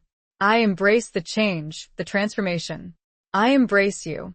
He stood up, drawing her close, his arms wrapping around her, holding her tight. They kissed, a long, passionate kiss that sealed their bond, a kiss that completed the circle, a kiss that transformed them, not into creatures of the forest, but into something more, something stronger, something unbreakable, something eternal. The glimmer of hope had become a beacon, a testament to the enduring power of love. Chapter 14. The Heart of the Bonewood. The transformation wasn't physical, but it was profound. A deeper understanding bloomed between Evelina and Ryland, a connection that transcended words, a silent communication that flowed between their hearts. They felt more attuned to each other, to the forest, to the pulse of life that throbbed beneath the surface of the bonewood. Clara, too, felt the change. Freed from the shadow wolf's influence, she began to rediscover her own connection to the forest, a connection that had been twisted and corrupted, but not extinguished. She spent hours wandering among the trees, listening to the whispers of the wind, observing the creatures of the forest, learning to understand their language. One day, as she was exploring a particularly dense section of the bonewood, she stumbled upon a hidden glade, a place she hadn't seen before. It was a small, circular clearing, bathed in sunlight, a single, ancient oak tree standing in its center. The air hummed with a subtle energy, a vibration that Clara felt in her bones. She approached the oak tree cautiously, her heart pounding in her chest.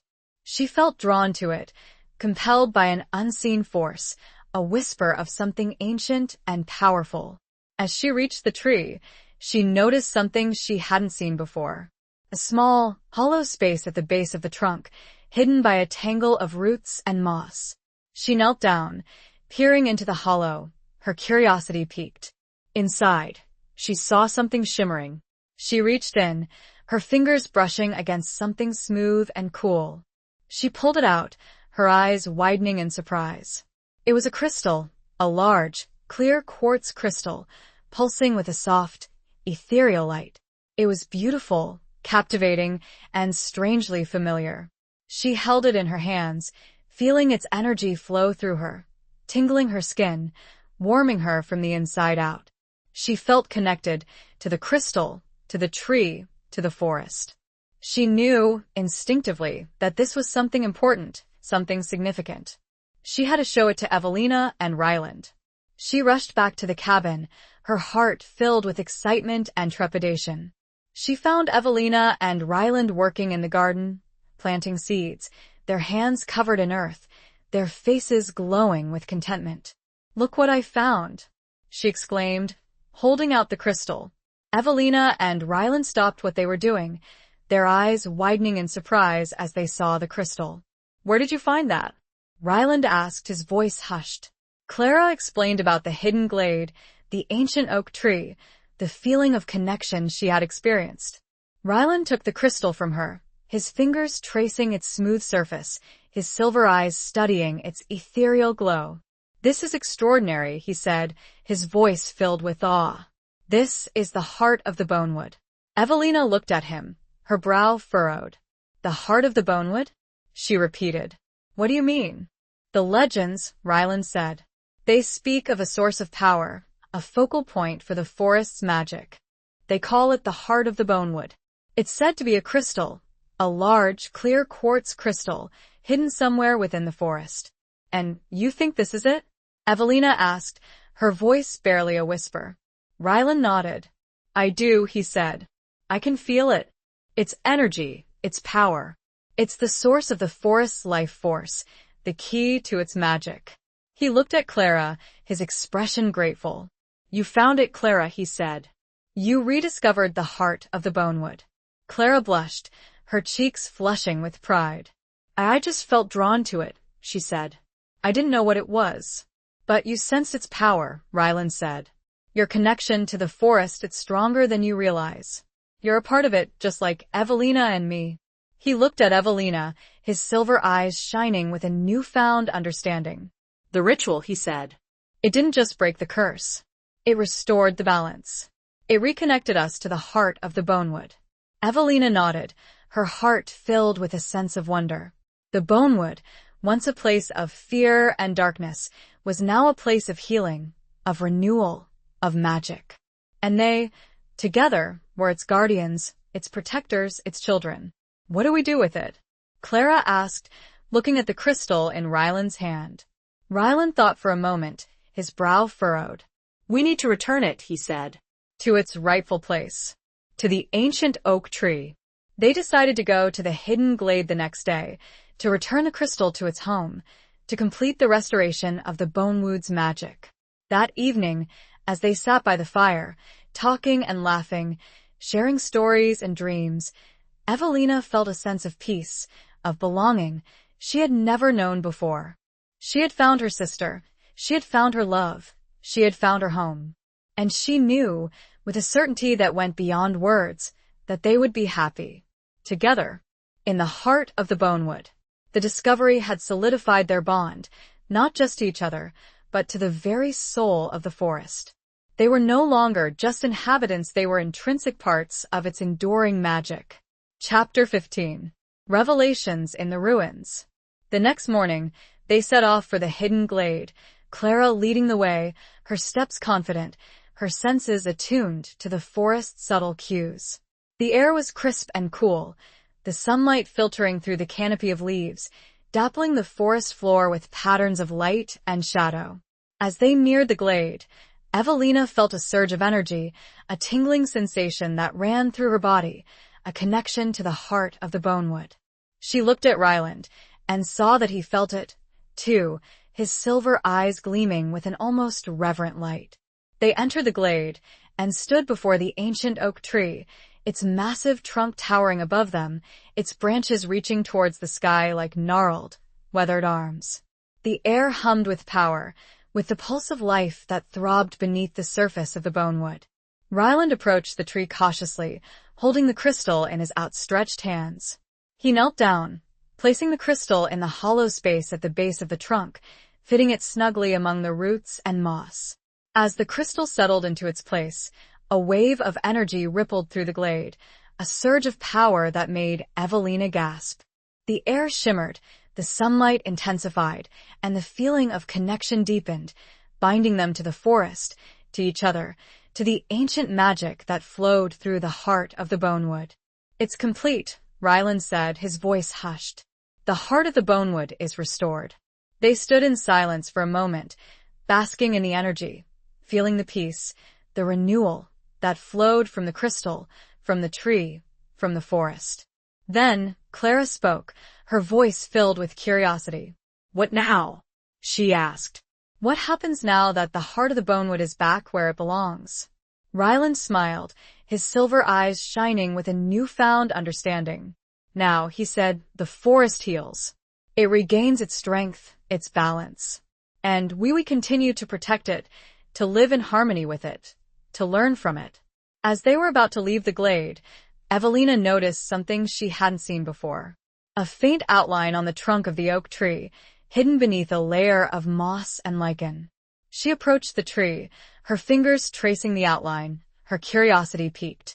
"Ryland," she said, "look at this." Ryland joined her, his eyes following her fingers. He carefully peeled away the moss and lichen, revealing a carving. A carving of symbols, similar to the ones in the ancient journal, the ones they had used in the ritual. "These are ancient markings," he said, his voice hushed. "They're older than the curse, older than the settlers." He studied the carving closely, his brow furrowed in concentration. "They tell a story," he said. "A story of the forest, of its spirit, of its connection to the first people who lived here."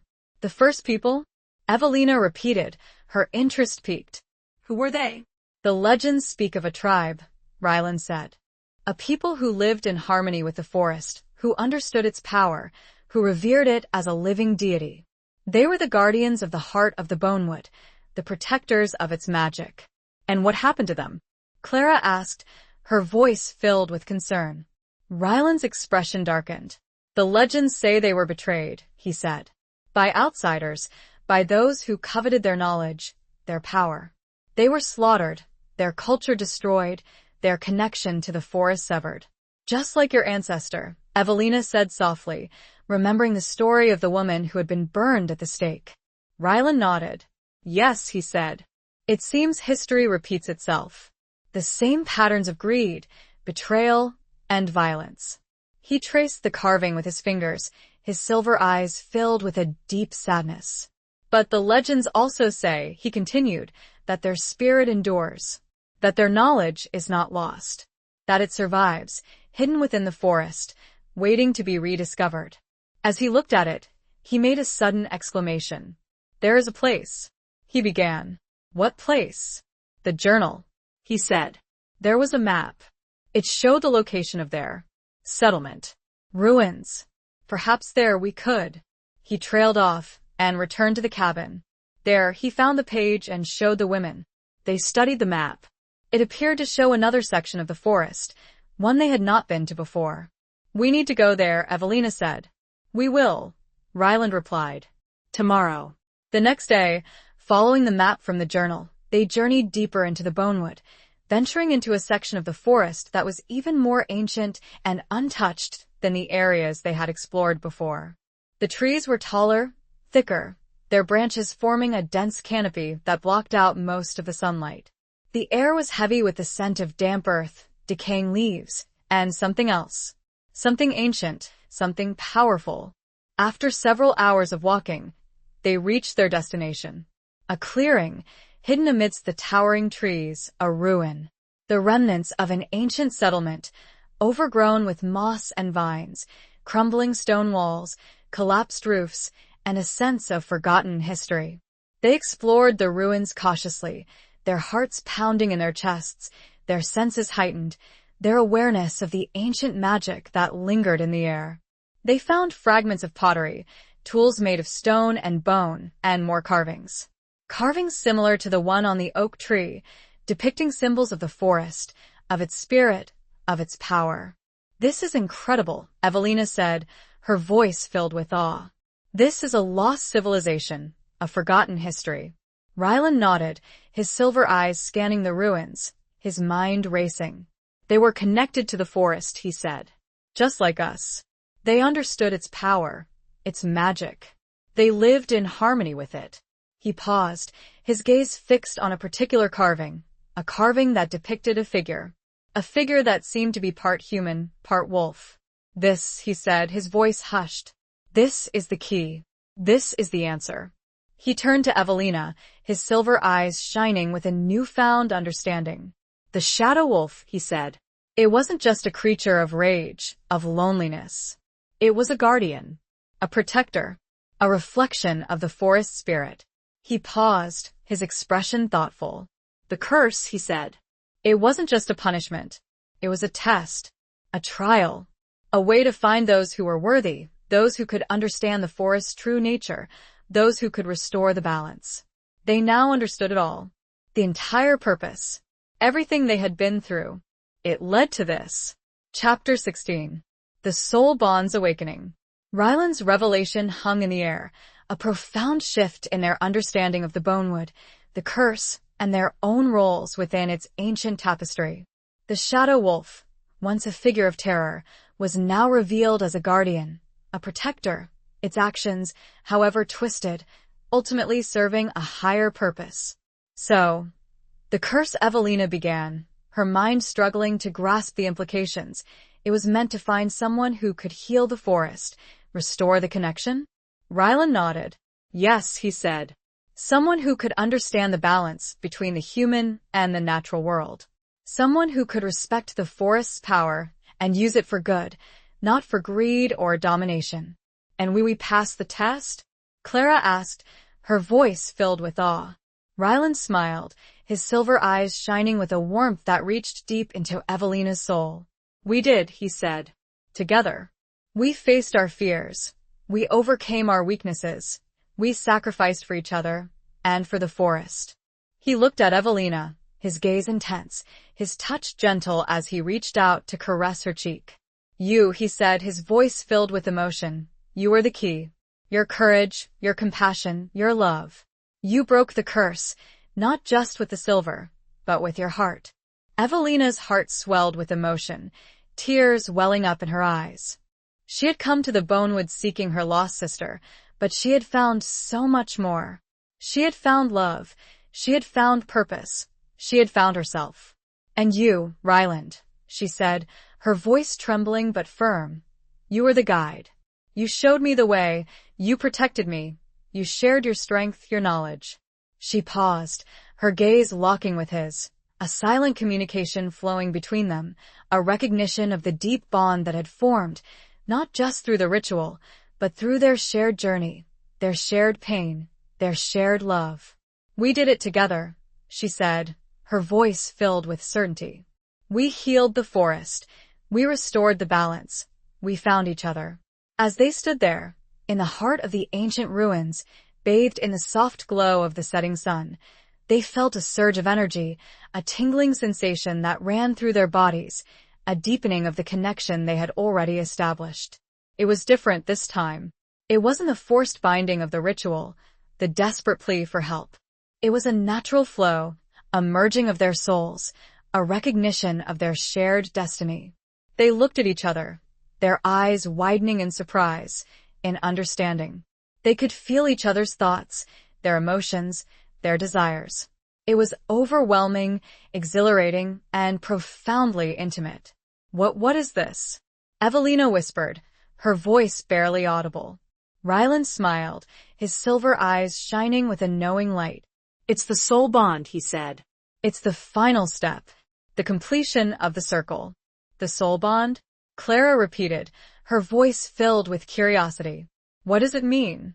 "It means," Ryland explained, "that we are connected on a level that goes beyond the physical, beyond the emotional.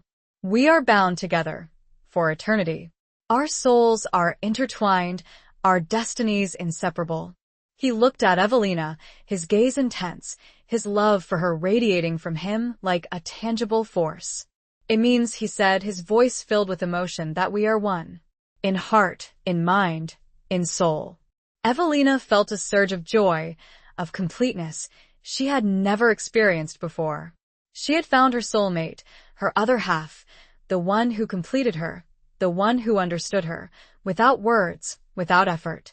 She reached out, taking his hand, her fingers intertwining with his, a physical representation of the invisible bond that now connected them forever. I love you, Ryland, she said, her voice filled with emotion. With all my heart, with all my soul, with all my being. He leaned in, his lips meeting hers, a kiss that was both passionate and tender, a kiss that sealed their bond, a kiss that transcended time, space, and reality. As they kissed, the forest around them seemed to come alive, the trees whispering secrets, the wind carrying their love on its wings, the ancient magic of the bonewood celebrating their union, their destiny. They were no longer just individuals seeking their own paths.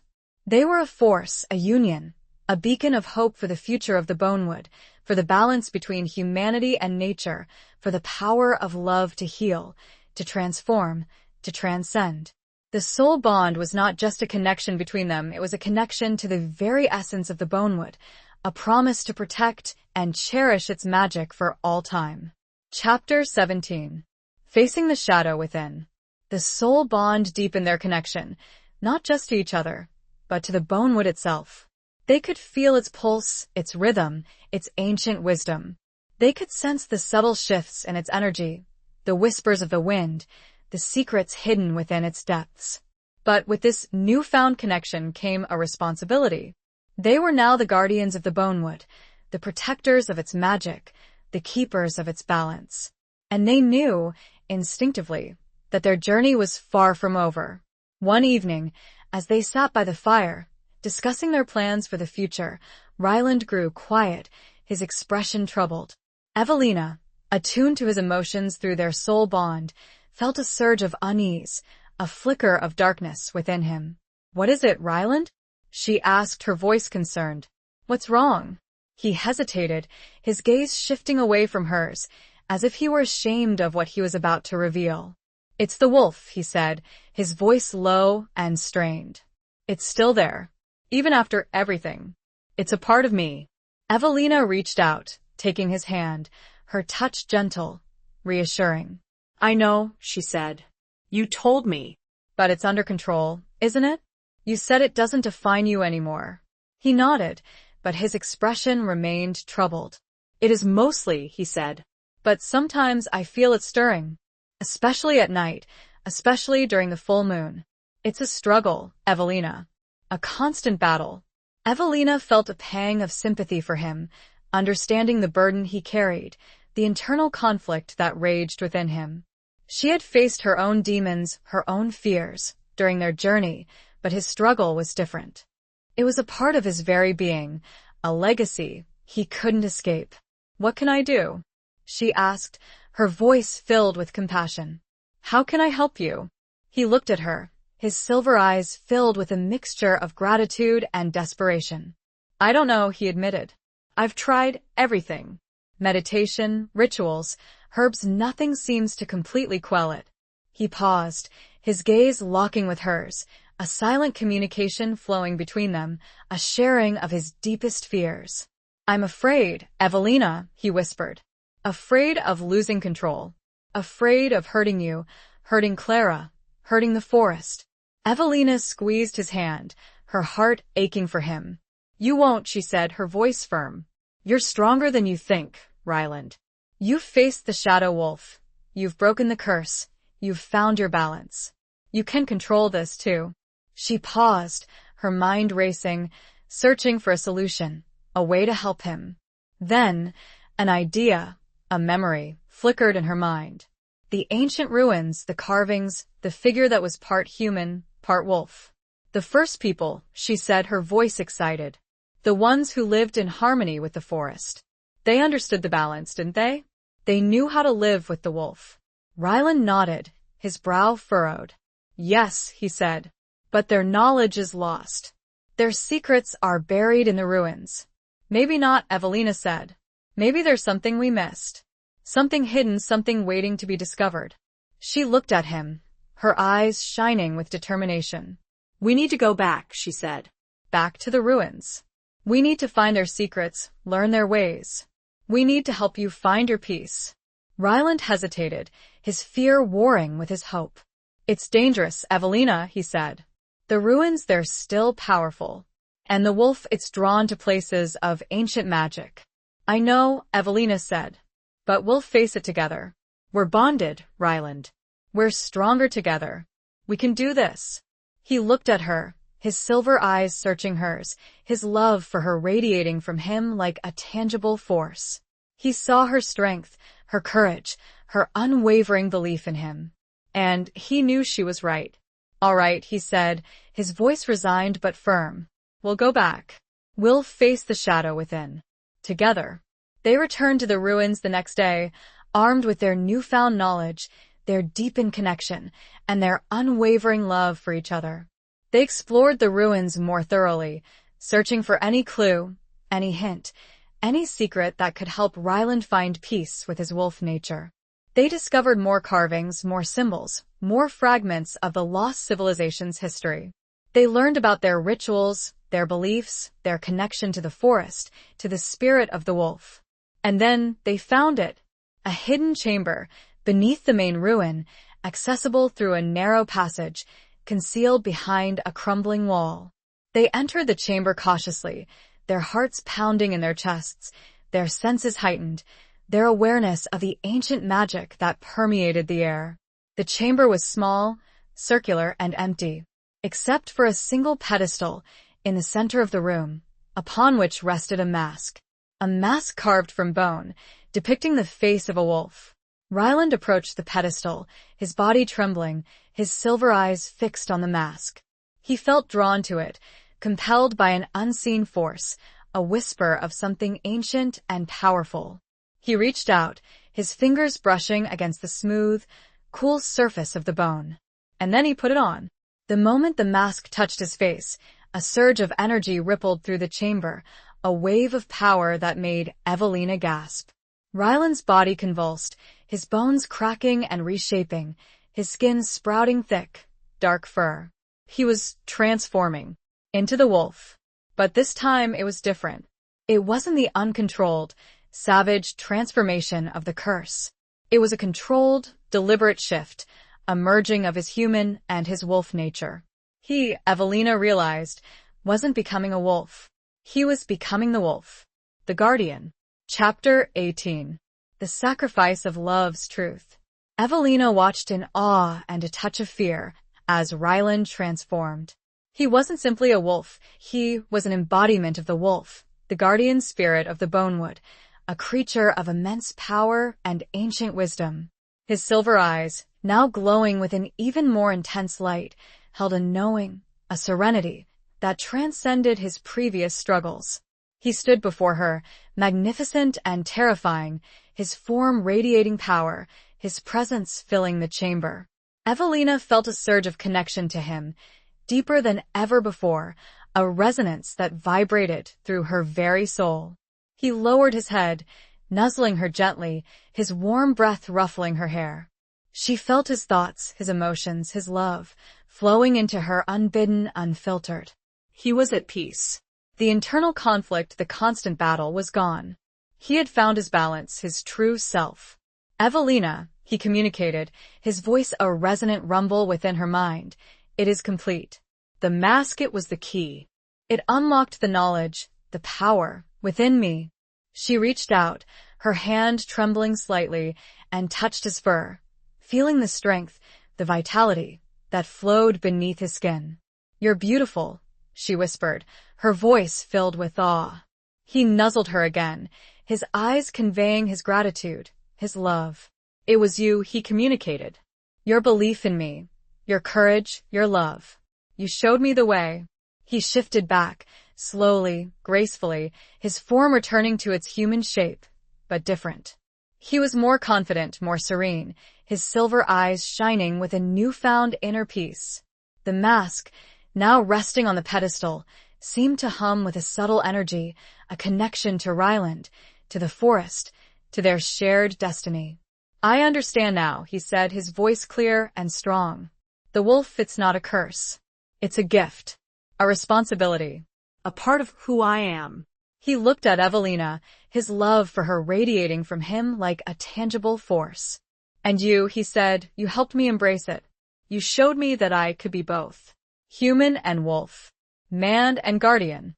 They left the chamber, hand in hand, their bond stronger than ever before, their understanding of the bonewood and themselves deepened, transformed. They had faced the shadow within and emerged victorious. But as they emerged from the ruins, they were met with an unexpected sight.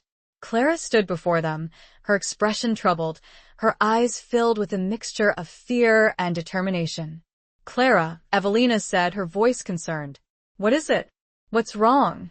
Clara hesitated, her gaze shifting between Evelina and Ryland, her hands clenched into fists. I had a vision," she said, her voice trembling. "While you were in the chamber, I saw the forest. In danger. A darkness spreading." Evelina and Ryland exchanged a look, their hearts sinking. They had hoped that the breaking of the curse, the restoration of the heart of the bonewood, would be the end of their struggles. But it seemed fate had other plans. "What kind of darkness?" Ryland asked, his voice grave. "What did you see?" Clara struggled to find the words, her vision still vivid in her mind. "It was hard to see," she said. "But it felt familiar. Like the shadow wolf. But different. Stronger. More malevolent." Evelina felt a chill run down her spine. The shadow wolf, but how?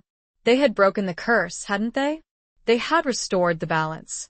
Ryland's expression hardened, his silver eyes gleaming with determination. "If it's the shadow wolf," he said, "then we'll face it. Together. Just like we did before." But Clara shook her head, her eyes filled with tears. "No," she said. "It's different. This time it's not about the curse. It's something else. Something new." She paused, her gaze locking with Evelina's, a silent communication flowing between them, a sharing of her deepest fears. "It's about power," she said. "Someone is trying to steal the forest's magic. To control it. To use it for their own selfish purposes." Evelina's mind raced. Who would do such a thing? Who would dare to threaten the bonewood, after everything they had done to protect it? Then, a thought, a memory, flickered in her mind. The letter. The letter from Clara, that had brought her back to Havenwood, that had started it all. "The letter," she said, her voice barely a whisper. It wasn't Clara. It was someone else. Someone pretending to be her. Ryland's eyes widened in realization. "You're right," he said. "The shadow wolf, it could mimic voices, appearances, but who? And why?" Clara stepped forward, her expression resolute. "I don't know who," she said. "But I saw where. In my vision, I saw a place, a hidden fortress, deep within the mountains to the north." She looked at Evelina and Ryland, her eyes pleading. "We have to stop them," she said. "Before it's too late. Before they destroy the forest and everything we've fought for." Evelina and Ryland exchanged a look, their hearts filled with a mixture of fear and determination. They knew what they had to do. They had to face this new threat, this new darkness. "Together. We will," Evelina said, her voice firm. "We'll go to the mountains. We'll find this fortress. And we'll stop them, no matter the cost." Ryland nodded, his silver eyes shining with a fierce, protective light. "We're the guardians of the bonewood," he said.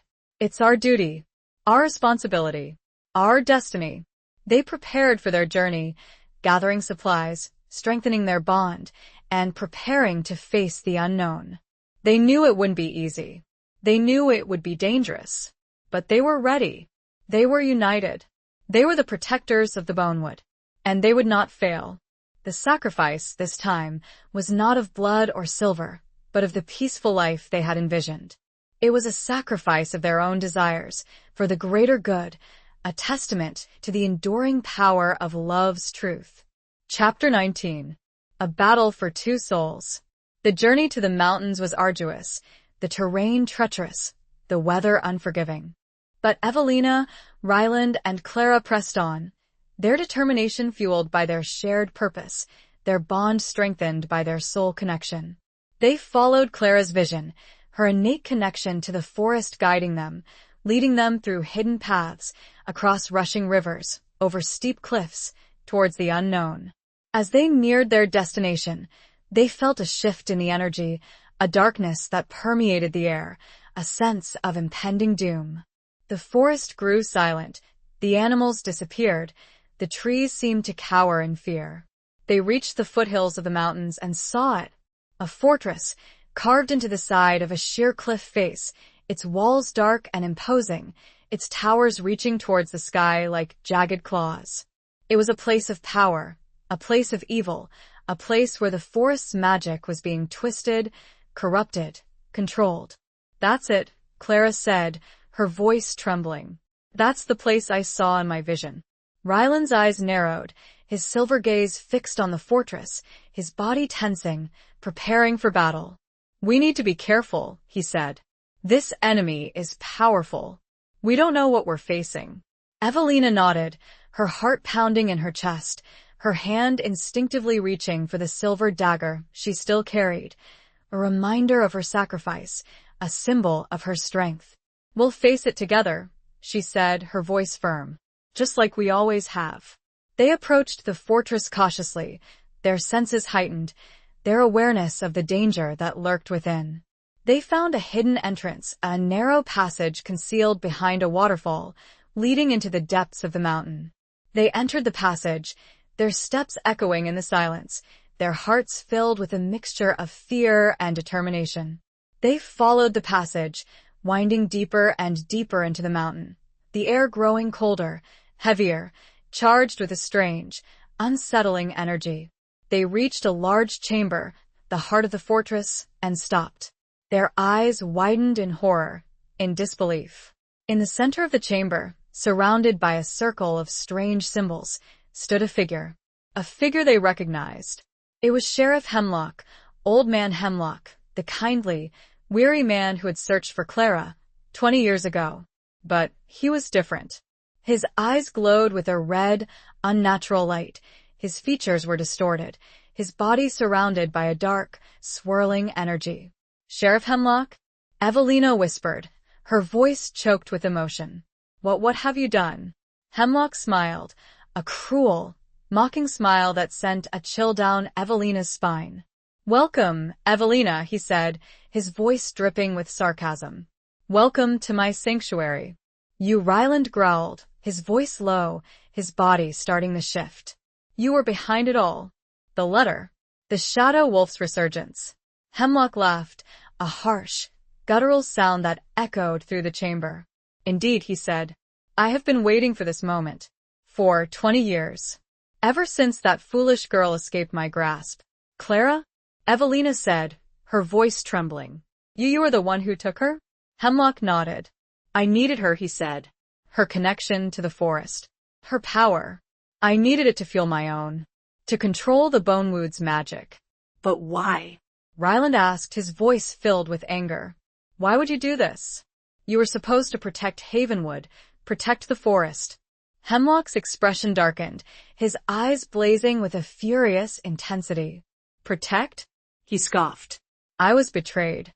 By the town, by the forest. They rejected me, cast me out, left me with nothing." He paused, his gaze fixed on Evelina, a flicker of something else in his eyes. Something familiar. Something that made Evelina's blood run cold. "My family," he said, his voice strained. "They were the first settlers. The ones who made the pact with the forest. The ones who were betrayed, slaughtered, their legacy stolen." Evelina gasped, her mind reeling. He was a descendant of the first people, the ones who had lived in harmony with the forest, the ones who had been betrayed by the settlers. "But that was centuries ago," Evelina said. Why now?" Hemlock smiled, a cruel, twisted smile. "Because," he said, "the power is returning. The heart of the Bonewood has been restored. And I will be its master. I will control its magic. I will avenge my ancestors. And I will destroy everything that stands in my way." He raised his hands, and the dark energy surrounding him intensified, swirling around him like a living storm. The symbols on the floor began to glow, pulsing with a red, malevolent light. "It's over, Hemlock," Ryland said, his voice firm, his body starting its transformation. "We won't let you do this. We're the guardians of the Bonewood, and we will protect it." Hemlock laughed, a mocking, derisive sound. "Guardians?" he repeated. "You're nothing. A half-breed wolf, a foolish girl, and a traumatized child. You're no match for me." He lunged forward, his hands crackling with dark energy, his eyes blazing with fury. Ryland, now fully transformed into the wolf, met him head-on, his silver eyes gleaming with a fierce, protective light. The battle began. A battle between two descendants, two legacies, two souls. A battle for the fate of the Bonewood, for the balance between humanity and nature, for the power of love to overcome hatred, to heal betrayal, to transcend the shadows of the past. Evelina and Clara stood back. They felt powerless. Ryland was strong, but Hemlock had the advantage of preparation, location, and years of bitter focus. Chapter 20. The final confrontation of hearts. The chamber echoed with the sounds of battle, the clash of magic, the roar of the wolf, the crackle of dark energy, the desperate cries of Evelina and Clara. Ryland, in his magnificent wolf form, fought with a ferocity born of love and protectiveness, his every move guided by instinct and a deep connection to the Bonewood. Hemlock, fueled by centuries of resentment and a twisted desire for power, countered with dark magic, his attacks relentless, his eyes burning with a malevolent red light. Evelina and Clara watched in horror, their hearts pounding in their chests, their souls intertwined with Ryland's through their bond, feeling his pain, his exhaustion, his unwavering determination. They knew they had to do something. They couldn't just stand there and watch him fight alone. "Clara," Evelina said, her voice urgent, "we need to disrupt the circle. The symbols, they're channeling his power. If we can break them, we can weaken him." Clara nodded, her eyes filled with a newfound courage, her connection to the forest guiding her, giving her strength. "But how?" she asked. "He's too powerful. We can't get close." Evelina looked around the chamber, her mind racing, searching for a solution, a weapon, a way to help. Her gaze fell on the silver dagger, still tucked into her belt, the reminder of her sacrifice, the symbol of her strength. An idea, a desperate, reckless idea, formed in her mind. The silver, it weakened Ryland, severed his connection to the forest's magic. But what if it could also disrupt Hemlock's power, his control over the dark energy? "The silver," she said, her voice barely a whisper. It might work. It might disrupt his connection to the dark magic." She pulled out the dagger, her hand trembling, her heart pounding in her chest. She knew it was a long shot, a dangerous gamble, but she had to try. She had to help Ryland. "I'll distract him," Clara said, her voice firm. "You get to the circle. Break the symbols." Clara, channeling her newfound connection to the forest, summoned vines from the walls, sending them snaking towards Hemlock, attempting to entangle him, to distract him from Ryland. Hemlock roared in anger, swatting away the vines with blasts of dark energy, but Clara persisted, her determination unwavering, her connection to the forest growing stronger with each passing moment. Evelina, seizing the opportunity, darted forward, dodging blasts of dark energy, her eyes fixed on the circle of symbols, her hand gripping the silver dagger. She reached the circle, and with a cry of defiance, plunged the dagger into the nearest symbol, carving a deep gash into the stone, disrupting the flow of energy. The symbol flickered, its red glow dimming, and a shockwave rippled through the chamber.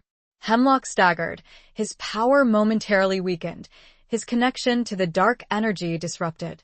Ryland, sensing the shift in the balance, pressed his attack, his claws tearing, his jaws snapping, his silver eyes blazing with a renewed fury. Evelina moved quickly, carving gashes into the remaining symbols, her movements swift and precise, her determination fueled by her love for Ryland, her connection to the Bonewood. With each symbol she broke, Hemlock's power diminished, his control over the dark energy waning, his body weakening, his resistance crumbling. Finally, with the last symbol broken, the circle shattered, the dark energy dissipated, and Hemlock collapsed to the ground, his body reverting to its human form, his eyes losing their red glow, his features softened, his expression filled with regret. Ryland, still in his wolf form, stood over him, his silver eyes filled with a mixture of pity and forgiveness. He had won. The battle was over. Evelina and Clara rushed to Ryland's side, their hearts filled with relief and gratitude. Ryland slowly transformed back into his human form, his body exhausted, his spirit drained, but his soul at peace. They knelt beside Hemlock, who was struggling to speak, his voice weak, his breath shallow. "I'm sorry," he whispered, his eyes filled with tears. "I was wrong. So wrong." Evelina reached out, taking his hand, her touch gentle, compassionate. "It's over now, Sheriff Hemlock," she said. "It's over." He looked at her, his gaze filled with gratitude, with forgiveness. "Thank you," he whispered. "For stopping me." "For saving the forest." He closed his eyes, his breath slowing, his body relaxing. He was gone. A victim of his own hatred, his own ambition, his own twisted desire for revenge. Evelina, Ryland, and Clara stood together, in the silent chamber, their hearts heavy with sorrow, but also filled with hope. They had faced the darkness, they had overcome the challenge, they had saved the Bonewood. They knew their journey wasn't over. They knew there would be other challenges, other threats in the future. But they were ready. They were united. They were the guardians of the Bonewood, and they would protect it forever. Their love, their courage, their sacrifice had not only saved the forest, but had transformed them, forging a bond that would endure, a bond that would inspire, a bond that would change the world. They looked at each other, the silent promise reflecting back. They had saved the forest. Now they could be together forever. Epilogue. The years that followed were a testament to the enduring power of love, sacrifice, and the profound connection between humanity and nature. Evelina, Ryland, and Clara became the heart of Havenwood, their lives interwoven with the rhythms of the Bonewood, their story a legend whispered among the townsfolk, a reminder of the darkness that had been vanquished and the light that had prevailed. The Bonewood flourished, its magic restored, its balance renewed. The ancient trees stood tall and proud, the creatures of the forest roamed freely, and the air hummed with a vibrant energy, a testament to the healing that had taken place. Evelina and Ryland, their soul bond a constant source of strength and comfort, built a life together in the small cabin at the edge of the forest.